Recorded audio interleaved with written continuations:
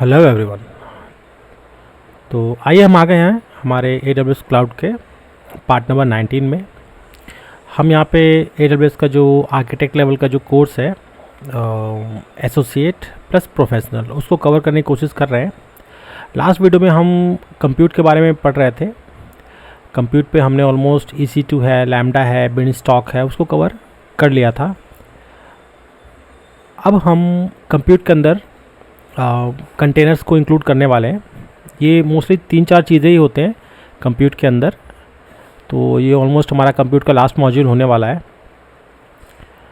तो बात करते हैं हमारे कंटेनर्स के लिए कि AWS जो है वो कंटेनर्स में हमें क्या देता है। कि जैसे जो ट्रेडिशनल वे है डॉकर जो हम यूज़ करते हैं, कंटेनर्स जो यूज़ करते हैं, कुबरनेटिस कंटेनर्स के ऊपर ही चलता है, तो वो हम कैसे उसको यूज़ कर सकते हैं AWS के अंदर।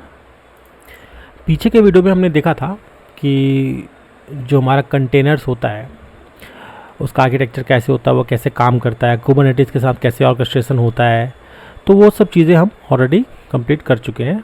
बट अभी हम AWS का क्लाउड पढ़ रहे हैं। तो AWS आपको क्लाउड कंटेनर के लिए क्या क्या फैसिलिटीज़ देता है, कितना उसमें मेहनत लगता है और क्या क्या सर्विसेज हैं, हम आज उसके बारे में पढ़ने वाले हैं। तो जैसा कि आपको थोड़ा मोड़ा याद होगा लास्ट जो हमारे बिगिनर कोर्स के अंदर जो वीडियोस है उसमें हम जब कंटेनर्स की बात करते हैं तो वो ऑपरेटिंग सिस्टम से आइसोलेटेड होता है, कर्नल को शेयर करता है। ये सब तो बेसिक चीज़ें हमने पिछले बार देखा है। और जो एप्लीकेशन कोड है हमारा वो उसको क्या चाहिए होता है चलाने के लिए, एक इन्वायरमेंट का वेरिएबल भी चाहिए होता है। कुछ इन्वायरमेंट का वेरिएबल है जैसे SQL के पासवर्ड वगैरह हैं, या और भी कई सारे चीज़ें होते हैं जिसको एज अ इन्वायरमेंट वेरिएबल आप यूज़ करते हो। रन टाइम लाइब्रेरीज होते हैं जैसे कि PHP का रन टाइम होगा या आपका नोड का होगा, जावा का होगा। तो वो क्या करता है, उस कोड को रन करने में उसको हेल्प करता है। और कुछ कॉन्फ़िगरेशन फाइल होगा जैसे डेटाबेस से कनेक्ट करना है, किसी थर्ड पार्टी सर्विस से कनेक्ट करना है, या अपने अंदर ही कुछ कॉन्फ़िगरेशन को उसको इन्वोक करना है, उसके थ्रू चलना है। तो ये सब मिला के कंटेनर के अंदर का ये 4 चीज़ें आप दे देते हो ना, तो आपका एप्लीकेशन चलने लग जाता है। ये हमने लास्ट वीडियोज़ में ऐसा कुछ हमने देखा था। आगे हम इसको और समझेंगे। जैसे रन टाइम है, इन्वायरमेंट वेरिएबल्स, कॉन्फ़िगरेशन फाइल्स है, जो एप्लीकेशन कोड है। अब ये जो कंटेनर के अंदर ये किस तरह से चलता है, ठीक है, ये ऑलरेडी हमने पीछे क्लासेस में देखा था। यहाँ हम बात करेंगे वर्चुअल मशीन्स की और बात करेंगे कंटेनर्स की, ठीक है। तो याद करो आप, जो हमारा जो वर्चुअल मशीन था उसमें एक इंफ्रास्ट्रक्चर हुआ करता था, फिजिकल मशीन्स हुआ करते थे, उसके ऊपर हम एक होस्ट का ऑपरेटिंग सिस्टम डालते थे जिसमें विंडोज़ लाइनेक्स होता था। ये वर्चुअल मशीन की बात कर रहा हूँ मैं। फिर एक हाइपरवाइज़र डालते थे जो एब्स्ट्रैक्ट करता था हार्डवेयर को, मतलब हार्डवेयर को शेयर करता है ना, वो फिजिकल मशीन के हार्डवेयर को शेयर करता है। उसके ऊपर हम क्या करते हैं, अपने वर्चुअल मशीन्स को बनाते हैं, ठीक है। तो ऐसा कुछ था ये। इसके बाद अगर मैं बात करूं वर्चुअल मशीन्स की, तो जो ऐसे जो हाइपरवाइज़र है वो उसके ऊपर हम वर्चुअल मशीन्स को अलग अलग आइसोलेट करते थे। तो ये हमारा ट्रेडिशनल वे था, ठीक है। तो जो आपका अंडरलाइंग जो हार्डवेयर है उसी के अंदर हम स्लाइस करते थे, छोटे टुकड़ों में बांटते थे वर्चुअल मशीन्स को। प्रॉपर उसमें ऑपरेटिंग सिस्टम होता था, गेस्ट ऑपरेटिंग सिस्टम होता था जो कि बहुत ज़्यादा रिसोर्स खाता था। ये सब ऑलरेडी हमने वर्चुअल मशीन के अंदर देखा था। ये सब चीज़ें जब हाइपरवाइज़र का हमारा क्लास चल रहा था तब हमने देखा था। ये बहुत ज़्यादा मतलब रिसोर्स खाता है आपका। जो देखो प्रॉपर एक गेस्ट ऑपरेटिंग सिस्टम डालने से ये तो होगा है ना कि पूरा प्रॉपर ऑपरेटिंग सिस्टम चलेगा तो उसके रिसोर्सेज तो ज़्यादा होंगे ही, इवन साइज़ भी ज़्यादा होगा। इसके लाइसेंसिंग कॉस्ट भी होते हैं। अब जैसे मान के चलो विंडोज़ का वर्चुअल मशीन आप बोलोगे तो भाई लाइसेंस उसके भी लगने हैं। फिर इसके टॉप में क्या होता था, आपके एप्लीकेशन, लाइब्रेरीज और डिपेंडेंसीज, ठीक है, जिसकी मैं बात कर रहा हूँ। देखो आपको चलाना क्या है, आपका एप्लीकेशन चलाना था, एप्लीकेशन को क्या चाहिए, लाइब्रेरी चाहिए और डिपेंडेंसीज चाहिए। उस छोटे से चीज़ को चलाने के लिए एक प्रॉपर आपको वर्चुअल मशीन बनाना पड़ता था। कंटेनर्स क्या है, एक इसको हमने देखा था कि मिनी VM की तरह आप इसको लेके चलो, वर्चुअल मशीन टाइप का ही लेके चलो, बट ये थोड़ा सा अलग चलता है, इसका दिमाग थोड़ा अलग होता है। हमारा इंफ्रास्ट्रक्चर होता है, ठीक है, फिजिकल मशीन होगा, हार्ड ड्राइव, मेमोरी, प्रोसेसर उसके अंदर होगा। उसके ऊपर हमारा ऑपरेटिंग सिस्टम होता है, विंडोज़ हो या लाइनेक्स। इसके ऊपर का जो लेयर होता है उसको हम कंटेनर इंजन कहते हैं हाइपरवाइज़र के बजाय। ये क्या करता है, एब्स्ट्रैक्ट करता है ऑपरेटिंग सिस्टम के जो ऑपरेटिंग सिस्टम का जो कर्नल है उसको शेयर करता है ये, और इसके टॉप पे कंटेनर आपके बनते हैं। जैसे इसमें वर्चुअल मशीन बनता है, इसमें कंटेनर बनता है। ठीक है, एक चीज़ जो इसमें नहीं होता वो है गेस्ट ऑपरेटिंग सिस्टम। कोई आपको ऑपरेटिंग सिस्टम डालने की ज़रूरत ही नहीं है। ठीक है, क्योंकि ये कर्नल शेयर करता है, तो कर्नल से ही ऊपर ड्राइवर वगैरह जो भी है उसको जो चाहिए होता है बात कर लेता है। यहाँ पे आप लेफ्ट साइड में देख सकते हो गेस्ट ऑपरेटिंग सिस्टम की ज़रूरत है, यहाँ पे ज़रूरत नहीं है। और ये क्या करता है आपके सेम जैसे वर्चुअल मशीन चलाता है वैसे ही ऐप, लाइब्रेरीज और डिपेंडेंसीज को आराम से ये चला लेता है। तो इसमें यही फ़ायदा हो जाता है कंटेनर्स के अंदर। तो जो भी आपके कंटेनर होते हैं वो स्लाइस करते हैं अंडरलाइंग ऑपरेटिंग सिस्टम को। बात करते हैं डॉकर की। डॉकर जो है AWS में as a underlying container technologies को यूज़ किया जाता है। मतलब प्रॉपर डॉकर मतलब कंटेनर डी जो है उसको यूज़ करते हैं। Docker image, read only, templates, blueprint use होते हैं आपके क्रिएट करने में डॉकर के कंटेनर्स को। ये कहाँ पे स्टोर होता है? डॉकर के रिपोजिटरी में। इसको एक बार मतलब AWS बना के छोड़ देता है और वहाँ से आप इसको यूज़ कर लो। और जो डॉकर कंटेनर होते हैं कोई इंस्टेंस में एक इमेज के अंदर है ना, ऐसे वो। अब डॉकर जो है EC2 इंस्टेंस के अंदर, जैसे कोई EC2 इंस्टेंस है उसके अंदर आप अलग अलग डॉकर के कंटेनर लगा सकते हो। जैसे जावा है, जावा के 2 इंस्टेंस आप डाल लो, MySQL डाल लो, नोट डाल लो। तो ये 3-4 जितने भी कंटेनर्स हैं आपके EC2 के अंदर चलते हैं। तो जो सर्विस की बात कर रहा हूँ मैं वो है Amazon elastic container services, ECS। ये होता है आपके AWS का कंटेनर सर्विसेज, जहाँ पे हम आपके कंटेनर के जो भी जो बनाते हैं कंटेनर्स वगैरह, ये उसी को वहाँ पे हम उसको होस्ट करते हैं। ये काम आता है, रन करने का काम आता है, स्टॉप करने का काम आता है। डॉकर कंटेनर्स के इंटीग्रेटेड होता है कई सारे AWS के सर्विसेज से। जैसे IAM चाहिए, लोड बैलेंसर्स चाहिए, ऑटो स्केलिंग ग्रुप, VPC है। किसने बनाया इसको? AWS ने। इसी तरीके से अमेजॉन का इलास्टिक कुबरनेटिस भी होता है, EKS इसको हम कहते हैं। ये कुबरनेटिस एज अ सर्विस होता है AWS के अंदर। ये हम पहले भी हमने देखा है इसको। ये open source container orchestration platform है। प्रॉपर इंजन नहीं होता है इसके अंदर, इंजन तो डॉकर का होता है। ऑटोमेट करता है आपके डिप्लॉइंग को, स्केलिंग करना है, मैनेजमेंट को, स्केड्यूल करना है कंटेनर्स को। पॉड वगैरह बनते हैं ना इसके अंदर, तो ये उसका है। इसका लार्ज कम्युनिटी सपोर्ट है, सबको पता है। इसको गूगल ने इंट्रोड्यूस किया था और इसको कम्युनिटी को उन्होंने डेडिकेट कर दिया था। ठीक है, AWS क्या करता है? इसको ऑपरेट करता है, मेंटेन करता है कुबरनेटिस के क्लस्टर्स को और नोड को, वो खुद ही करता है। ठीक है, आप बस इंस्ट्रक्शन दे दो, वो खुद ही करता है। एक तो वो है कि मैनुअल वे है, वो अलग चीज़ है। अब ऑप्शंस देखें, ECS और EKS को कैसे हम रन कर सकते हैं। 2 है तरीके। एक तो EC2 के इंस्टेंस है, जहाँ पे आप क्या करते हो, EC2 के इंस्टेंस को खुद ही मेंटेन करते हो, जिस पे आपके जो कंटेनर्स है वो चलेगा। एक तो ये ऑप्शन हमें पता है, हमने पहले भी शायद किया है। दूसरा तरीका है फारगेट। फारगेट क्या है? Serverless solution. यहाँ पे जो मेंटेनेंस है ना, EC2 इंस्टेंस बनाना है, उसको मेंटेन करना है, उसका ओवरहेड आपको लेने की ज़रूरत नहीं है। वो कौन करता है? AWS हैंडल करता है आपके उस इंफ्रास्ट्रक्चर को। वहाँ पे जो EC2 के इंस्टेंसेस बनेंगे, या जो भी आप बोलो, EC2 इंस्टेंसेस बोल लो या कंटेनर इंस्टेंसेस बोल लो। इसके बाद जो अमेजॉन का इलास्टिक कंटेनर रजिस्ट्री होता है, इसको हम ECR कहते हैं। क्या प्राइवेट रिपोजिटरी है, जैसे डॉकर का होता है ना, डॉकर के hub.docker.io, वैसे वहाँ पे बहुत सारे इमेजेस पड़े होते हैं। वैसे यहाँ पे AWS का भी होता है। यह करता है जो आपका ECS है, EKS है, पुल करता है इमेजेस से ताकि वो कंटेनर बना सके। तो ये सर्विस भी होता है अमेजॉन ECR जो हम कह रहे हैं ना। अब उसके थ्रू क्या करेगा वो, जो आपका जो कंटेनर की रजिस्ट्री है उसमें बहुत सारे इमेजेस पड़े होंगे, Node.js, जावा, अपाचे, Nginx, कई सारे पड़े होंगे। उसको आपका कंटेनर्स को पुल करेगा और उसके थ्रू आपके इमेजेस बनेंगे। थोड़ा टर्मिनोलॉजी और कंसेप्ट के बारे में समझ लेते हैं, ये बहुत ज़रूरी चीज़ है। मतलब एग्ज़ाम वगैरह में ये आता है, काफ़ी कुछ पूछते हैं इसके बारे में, कुछ क्वेश्चंस इसके अंदर आ ही जाते हैं। तो जो ECS क्लस्टर होता है हमारा, क्या होता है? ये एक लॉजिकल ग्रुपिंग है टास्क और सर्विसेज का। अगर हम एक उसमें लेके जाएँ तो जो आपके जो कोई भी इंफ्रास्ट्रक्चर है एज अ क्लस्टर जो रजिस्टर हुआ उसमें चलते हैं। जैसे कि इसमें आप देख सकते हो EC2 के इंस्टेंसेस कई सारे हैं। इसके अंदर क्या होता है? ECS के एजेंट होते हैं। अगर मैं ECS की क्लस्टर की बात करूँ ना, सिर्फ कंटेनर सर्विसेज की क्लस्टर की बात करूँ, तो ऐसे कुछ बनता है उसका। अब ये जो इंफ्रास्ट्रक्चर है कैसे यहाँ पे आता है या कैसे बनता है, जैसे आप क्लस्टर जैसे बनाओगे ना, तो लॉन्च टाइप के हिसाब से ही होता है। 2 तरीके हमने देखे थे। कि EC2 के थ्रू अभी आप इसको रजिस्टर मैनेज कर सकते हो। एक है फारगेट जो सर्वरलेस है, मैजिकली आपको मतलब वो खुद ही वो हैंडल कर देंगे।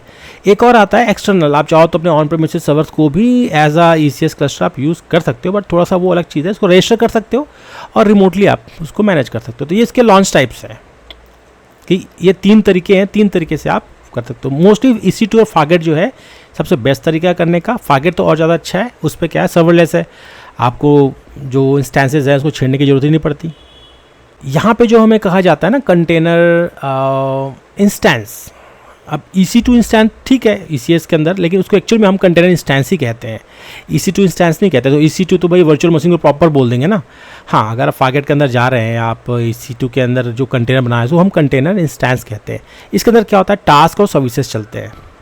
ठीक है, टास्क क्या है, जो आपके जो कंटेनर चल रहा है जैसे कि एनजिनिक्स है, ठीक है, उसका एक टास्क डेफिनेशन होता है या ब्लूप्रिंट कह लो फॉर जो आपके एप्लीकेशन का है। देखो ये इस तरीके से होगा, यहाँ पे फैमिली होगा, वेब सर्वर, कंटेनर नेम होगा, एक इमेज बताएगा कि ये इंजीनियरिंग का इमेज है, मेमोरी कितना होना चाहिए, CPU कितना होना चाहिए। कंपैटिबिलिटी की रिक्वायरमेंट फारगेट कर सकते हो, आप EC2 कर सकते हो, जो भी वहाँ पे हो, मेमोरी भी आप वहाँ पे, और जो भी आपको रिसोर्स सेट करना है, ये हो गया आपका टास्क। ठीक है, तो एक्चुअली जो टास्क होता है ना वो डिफाइन होता है टास्क डेफिनेशन से। सर्विस क्या आता है, लॉन्ग रनिंग जो आपके टास्क होते हैं, कई सारे आपके टास्क मिल के ना एक सर्विस चलाते हैं। जैसे अब हम कहते हैं कि इंजीनियर्स के अंदर आप कुछ एप्लीकेशन चला दो, ठीक है, तो टास्क क्या होते हैं ना, वो मल्टीपल टास्क हो सकते हैं। ठीक है, टास्क जो है वो आपके मल्टीपल हो सकते हैं।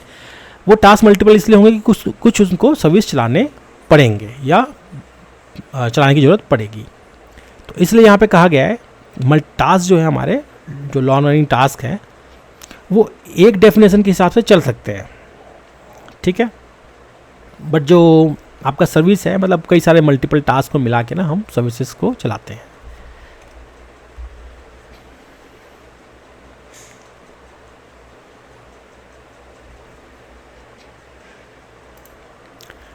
तो आइए इसको समझने की कोशिश करते हैं। हम चलते हैं हमारे AWS के कंसोल पे और यहाँ पे सबसे पहले हमें करना होगा ECS। अब देखो जो वहाँ पे अभी हमने देखा ना वो सब चीज़ें अभी यहाँ पे करने से कुछ पता चलेगा कि एग्जैक्टली क्या होता है ये चीज़ें। हमें तो पता है ना कि हम कोई मशीन डालते हैं उसके अंदर डॉकर डाल देते हैं, फिर उस पर हम कंटेनर वगैरह चलाते हैं। यहाँ पे ये कैसे चलता है ये हम समझते हैं। देखो यहाँ पे जो बात हो रही क्लस्टर की, अब क्लस्टर क्या है, देखो जैसे अब मैं डॉकर स्वॉर्म की बात कर दूं या कोई भी और क्लस्टरिंग सर्विसेज की बात कर दूं तो ऐसा ही कुछ होगा ये, जिस पे हम क्लस्टर बनाएंगे और क्लस्टर में हम क्या करेंगे, आपके जो कंटेनर है उसको चलाएंगे। ठीक है, मैं देखो ज़्यादा इसमें कंफ्यूज नहीं होते, सिंपल सा है। क्रिएट क्लस्टर पर क्लिक करते हैं। क्रिएट क्लस्टर पर क्लिक करने के बाद ये देखो ये ठीक है बोल रहा डेव क्लस्टर के नाम से कुछ बना लो बोल रहा। ठीक है, डेव क्लस्टर बना लेते हैं या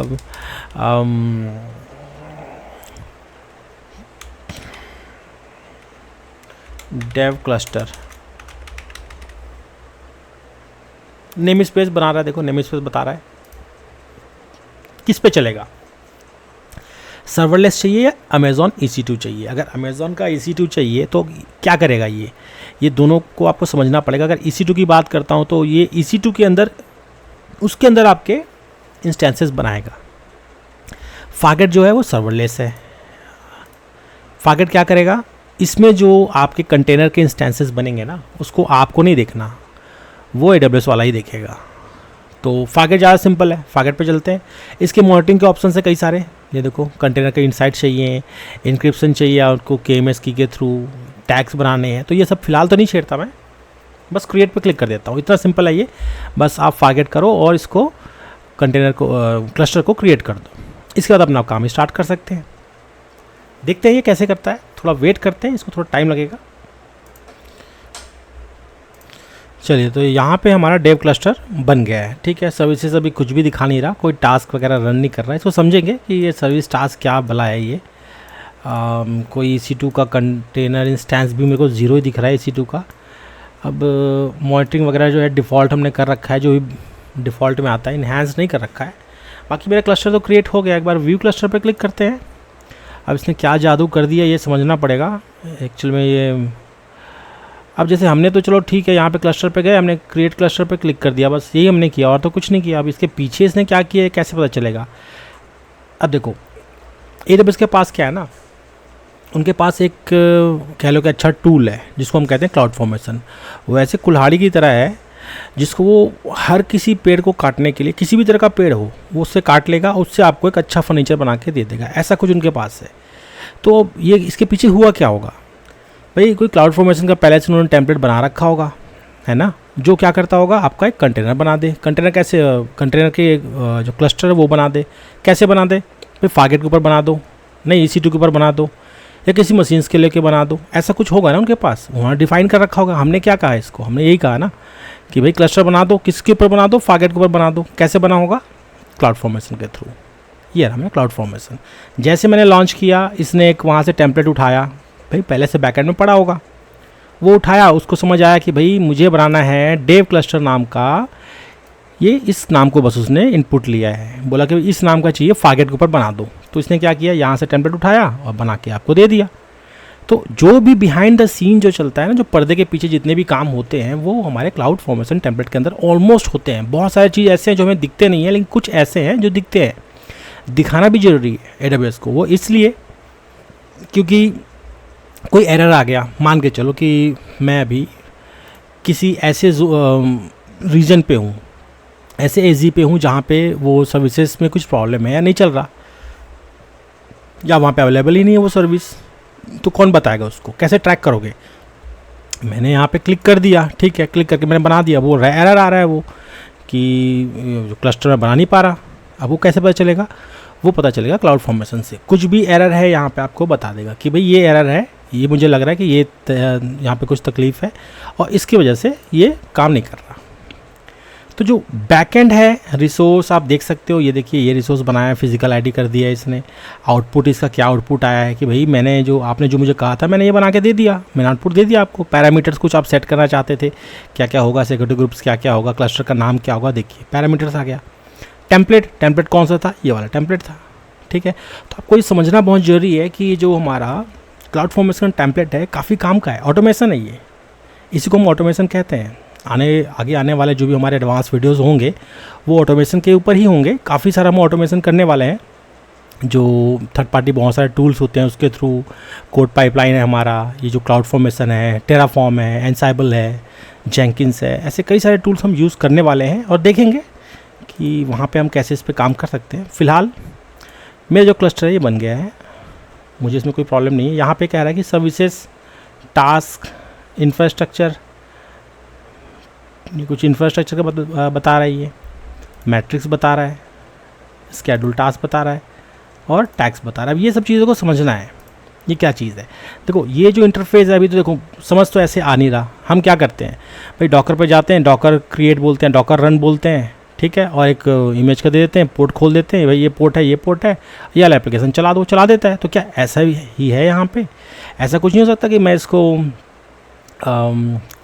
अपने जो लाइनक्स का सेल है या फिर मेरा कमांड प्रॉम्प्ट है उससे मैं इसको कनेक्ट कर पाऊँ और वहाँ से मैं इसको कर सकूँ। तो ये सभी हम जो भी ऑप्शंस हैं हम देखेंगे।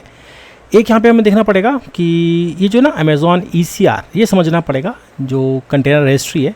तो अगर मैं इसको डॉकर हब की तरह मैं लेके चलूँ तो बिल्कुल एग्जैक्टली ऐसा ही है। बट ये क्या है ना, अगर मैं क्रिएट जब भी मैं करूँगा इसको तो एक ये आपका रजिस्ट्री बना देगा, जैसे डॉकर का हब का होता है वैसे ही बनाएगा। इसके अंदर आप क्या करोगे, जो आपके जो कंटेनर के जो इमेजेस हैं उसको आप यहाँ पे स्टोर करोगे। देखो आप ये नहीं चाहोगे ना कि आपका जो एप्लीकेशन का कोड है वो दुनिया भर के लोगों को पता चले। अब देखो आप यहाँ पे अगर मैं एक कंटेनर बनाता हूँ तो चलो ठीक है, इनिशियल कंटेनर आप वहाँ से ले सकते हो, लेकिन उसमें आपका अगर खुद का एप्लीकेशन है, उसके कोड हैं, तो उसको पब्लिक को तो दिखा नहीं सकते ना, या जो डॉकर हब है वहाँ पे तो डाल नहीं सकते। तो इसीलिए अमेज़ॉन क्या करता है, आपको इलास्टिक कंटेनर रजिस्ट्री का भी देता है। ये बिल्कुल hub.docker.io इसका पूरा सेम मतलब प्राइवेट रजिस्ट्री है ये, जिसमें आपके खुद के इमेजेस रहेंगे, उसको आप कभी भी आप उसको यूज़ कर सकते हो। ठीक है, आई होप ये आपको समझ आ गया होगा। यहाँ पे जैसे कुछ सर्विसेज वगैरह हम बना के देखेंगे।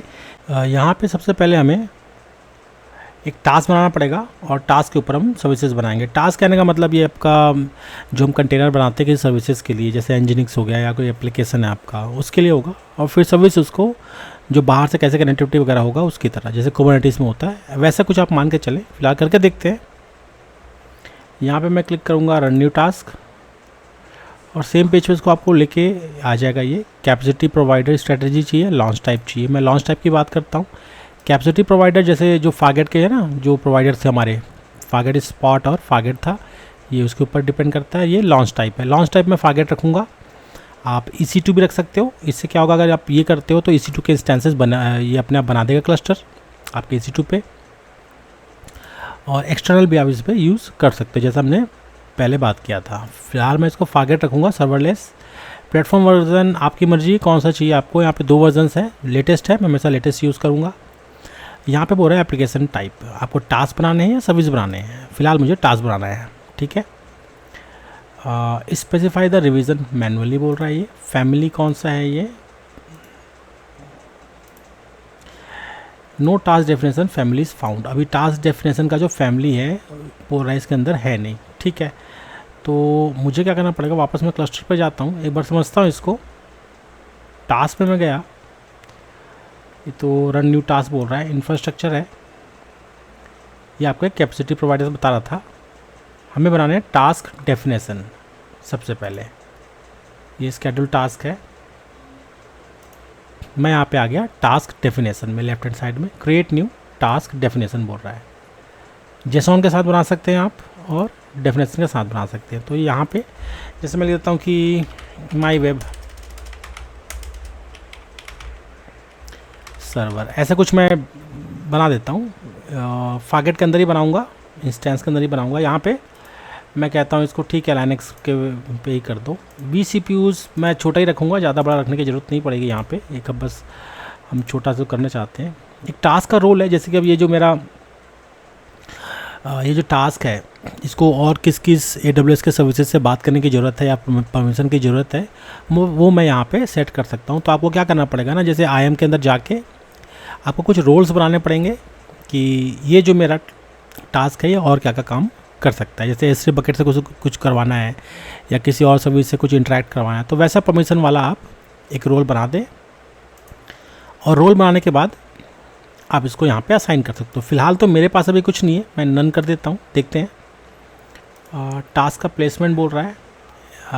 अब ये आपका कंटेनर चलेगा, ठीक है। इसके अंदर कंटेनर है। अब कंटेनर के लिए जैसे मैं वर्डप्रेस लिख रहा हूँ, इसका कुछ इमेज URL देख रहा हूँ मैं। तो जैसे हमारा डॉकर के अंदर होता है, एक बार देखते हैं।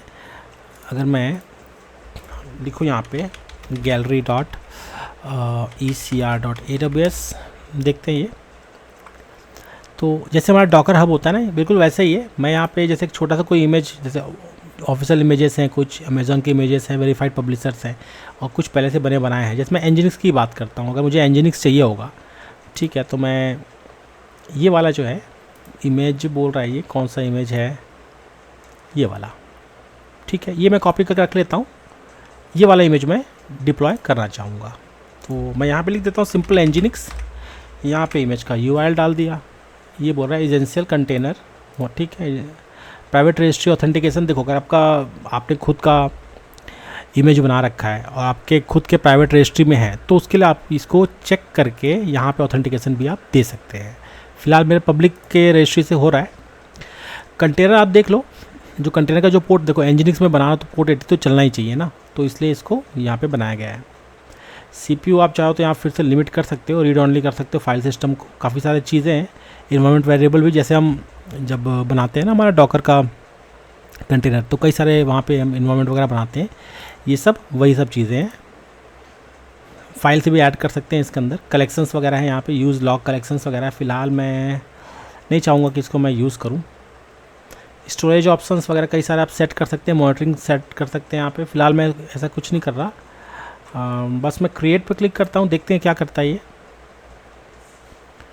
देखिए थोड़ा सा वेट करेंगे। ये देखिए ये आपका एक कंटेनर इसने बना दिया। तो ये हो गया टास्क डेफिनेशन मेरा सक्सेसफुली क्रिएटेड।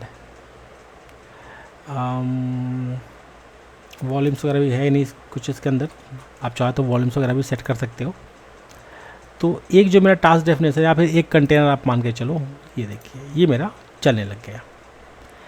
अगला हम जाएंगे, अब बात करेंगे इसकी। अब यहाँ से तो समझ नहीं आ रहा है क्या चीज़ें हैं ये, बाकी अगर मैं कहूँ कि ठीक है क्लस्टर में मैं गया, अब यहाँ पे टास्क के अंदर कोई नया टास्क बनाना है या सर्विस बनाना है ना, तो वो हम यहाँ से बना सकते हैं।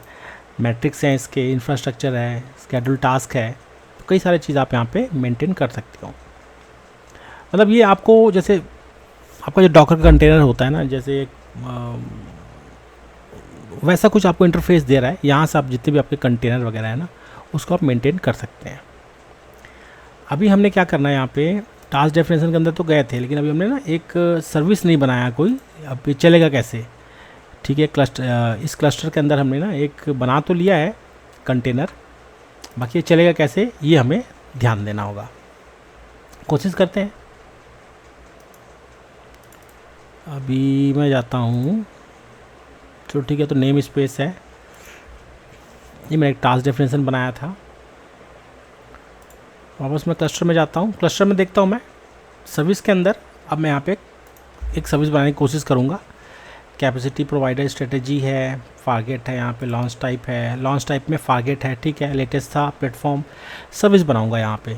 स्पेसिफाई द रिविज़न मैनुअली, ये देखिए मेरा माई वेब सर्वर। अब ये मेरा यहाँ पे फैमिली दिखा रहा है, रिवीजन कौन सा है ये भी दिखाएगा। सर्विस नेम क्या है, चलो ठीक है लिखता हूँ एनजीनिक्स सर्विस, ऐसा कुछ लिख देता हूँ।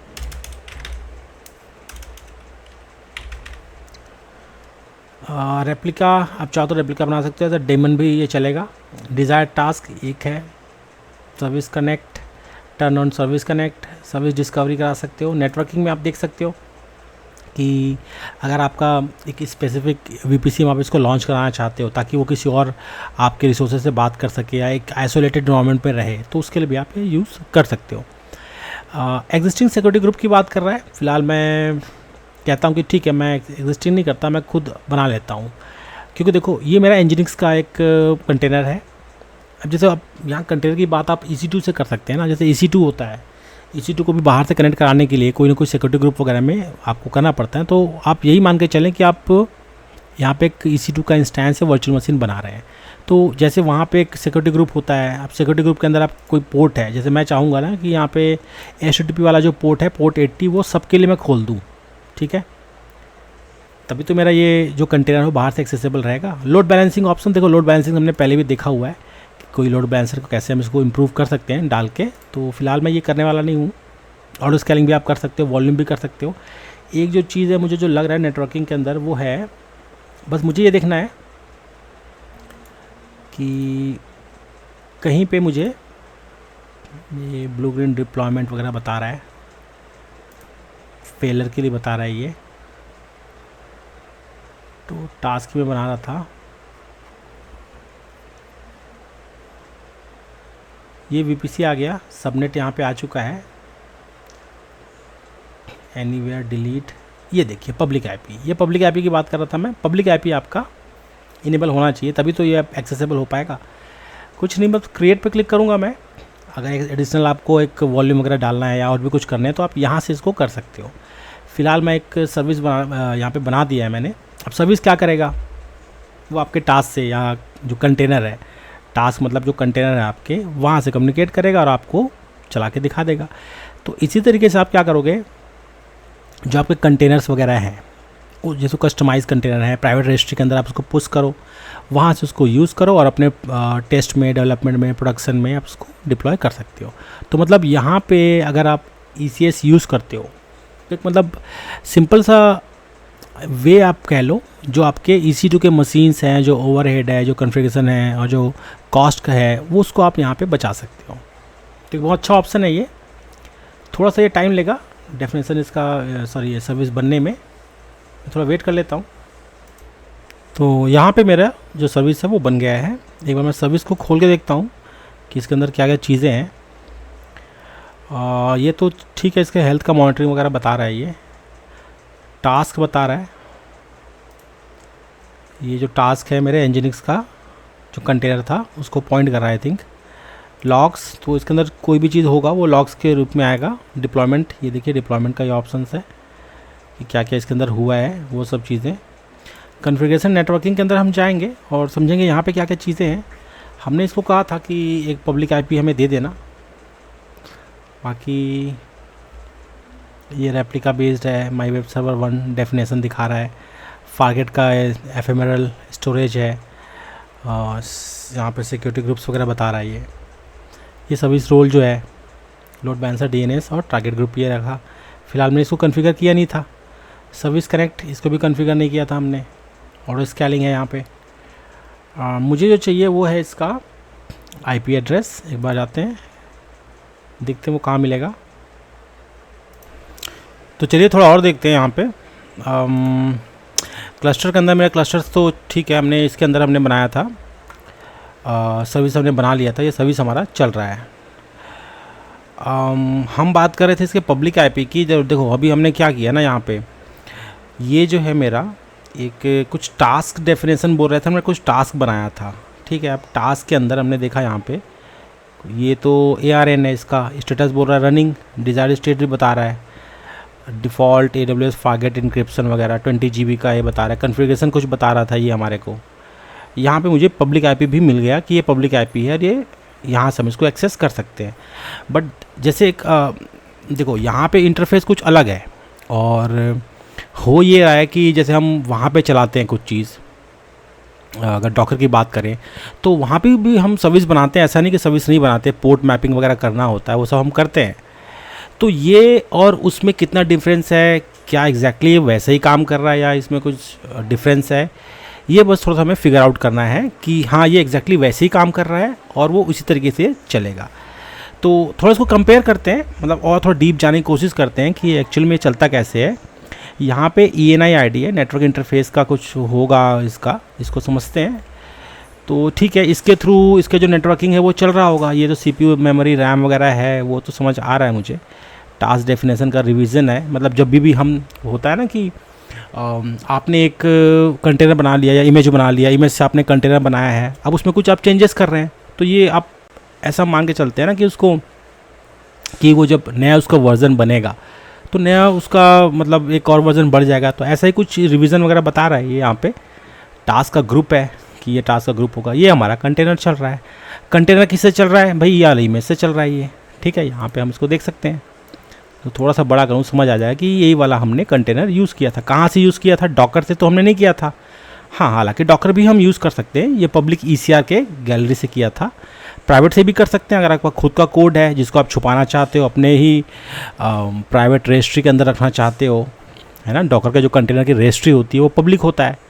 इसी तरीके से आपको जो हमारा AWS है वो आपका खुद का पर्सनल या प्राइवेट रजिस्ट्री भी देता है, जिस पे आपके जो कोड है उसको हम रखते हैं और वहीं से उसको हम यूज़ करते हैं।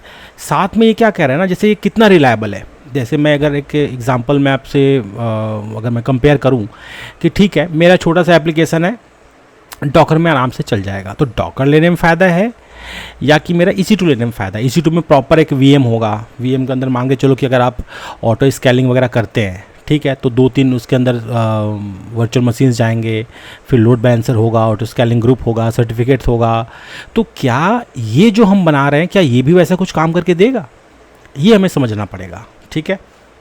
यहाँ पे अगर मैं सिर्फ इसकी बात करूँ तो यहाँ पे भी ऑप्शन था, ऐसा नहीं कि ऑप्शन यहाँ पे था नहीं या है नहीं। उसको हम थोड़ा समझने की कोशिश करते हैं कि क्या हम अपने वर्चुअल मशीन, जो ट्रेडिशनल जो वर्चुअल मशीन है, उसको हम एज अ कंटेनर उसको रिप्लेस करा सकते हैं, जो कि थोड़ा सा कम खर्चे में आपका काम हो जाए। देखते हैं यहाँ पे। चलो ये तो नेम स्पेस है मेरा, ये क्लस्टर था, ये कुछ क्लाउड का मैप बता रहा है, ये नेम स्पेस के अंदर क्लाउड का मैप बता रहा है। ये AWS क्लाउड का मैप है, ठीक है। यहाँ पे नहीं जाते फिलहाल। टास्क डेफिनेशन के अंदर कुछ दिख रहा है यहाँ पे। वेब सर्वर के अंदर फिर गया मैं। यहाँ पे कुछ जेसॉन बोल रहा है, टास्क प्लेसमेंट बोल रहा है, ठीक है। टास्क का साइज़ बता रहा है यहाँ पे। टास्क करने का मतलब हमारा कंटेनर है। देखो कंटेनर क्या है, कुछ टास्क करने के लिए बना होता है ना। टास्क मतलब कोई EXE है या कोई आपका कोई सर्विस है उसको चलाने का ही काम आता है ना, तो उसी को यहाँ पे टास्क कहा जा रहा है। सर्विस जो है उसको, जैसे कुबरनेटिस में हम सर्विस वगैरह बनाते हैं ना, जो उसको मैप कराते हैं फिर चलता है, तो सर्विस कुछ ऐसा ही होगा, मतलब किसी एक सर्विस को चलाने के लिए। ठीक है, थोड़ा सा और डीप जाएंगे तो समझने की कोशिश करेंगे कि क्योंकि जो हमने डॉकर कंटेनर के अंदर देखा था क्या एग्जैक्टली वैसे ही है, और किस तरीके से यहाँ पे कैसे काम होता है और वहाँ पे कैसे काम होता है, दोनों में थोड़ा डिफरेंस है, क्योंकि इसका इंटरफेस थोड़ा कंफ्यूजिंग है, तो थोड़ा लगेगा आपको कि ये किस तरीके से चल रहा है और कैसे हम इसको यूज़ कर सकते हैं। जेसॉन की बात करते हैं यहाँ पे, तो ये कुछ समझ आ रहा है। जेसॉन तो मुझे समझ आ रहा है थोड़ा सा कि यहाँ पे देखिए ARN वगैरह है, फैमिली बता रखा है हमने, यहाँ पे क्या रखा है ECS कैपेबिलिटी टास्क ENI है, EC2 कंपैटिबिलिटी जो है उसको EC2 और फारगेट कर रखा है हमने, रिक्वायर्स कंपैटिबिलिटी फिलहाल फारगेट कर रखा है, CPU जो है 512 बोला था हमने, और मेमोरी बोला था कि 1 GB। तो ये सब समझ आ रहा है कि यहीं से इसने बनाया होगा। ठीक है, तो आप डाउनलोड भी कर सकते हैं इसको।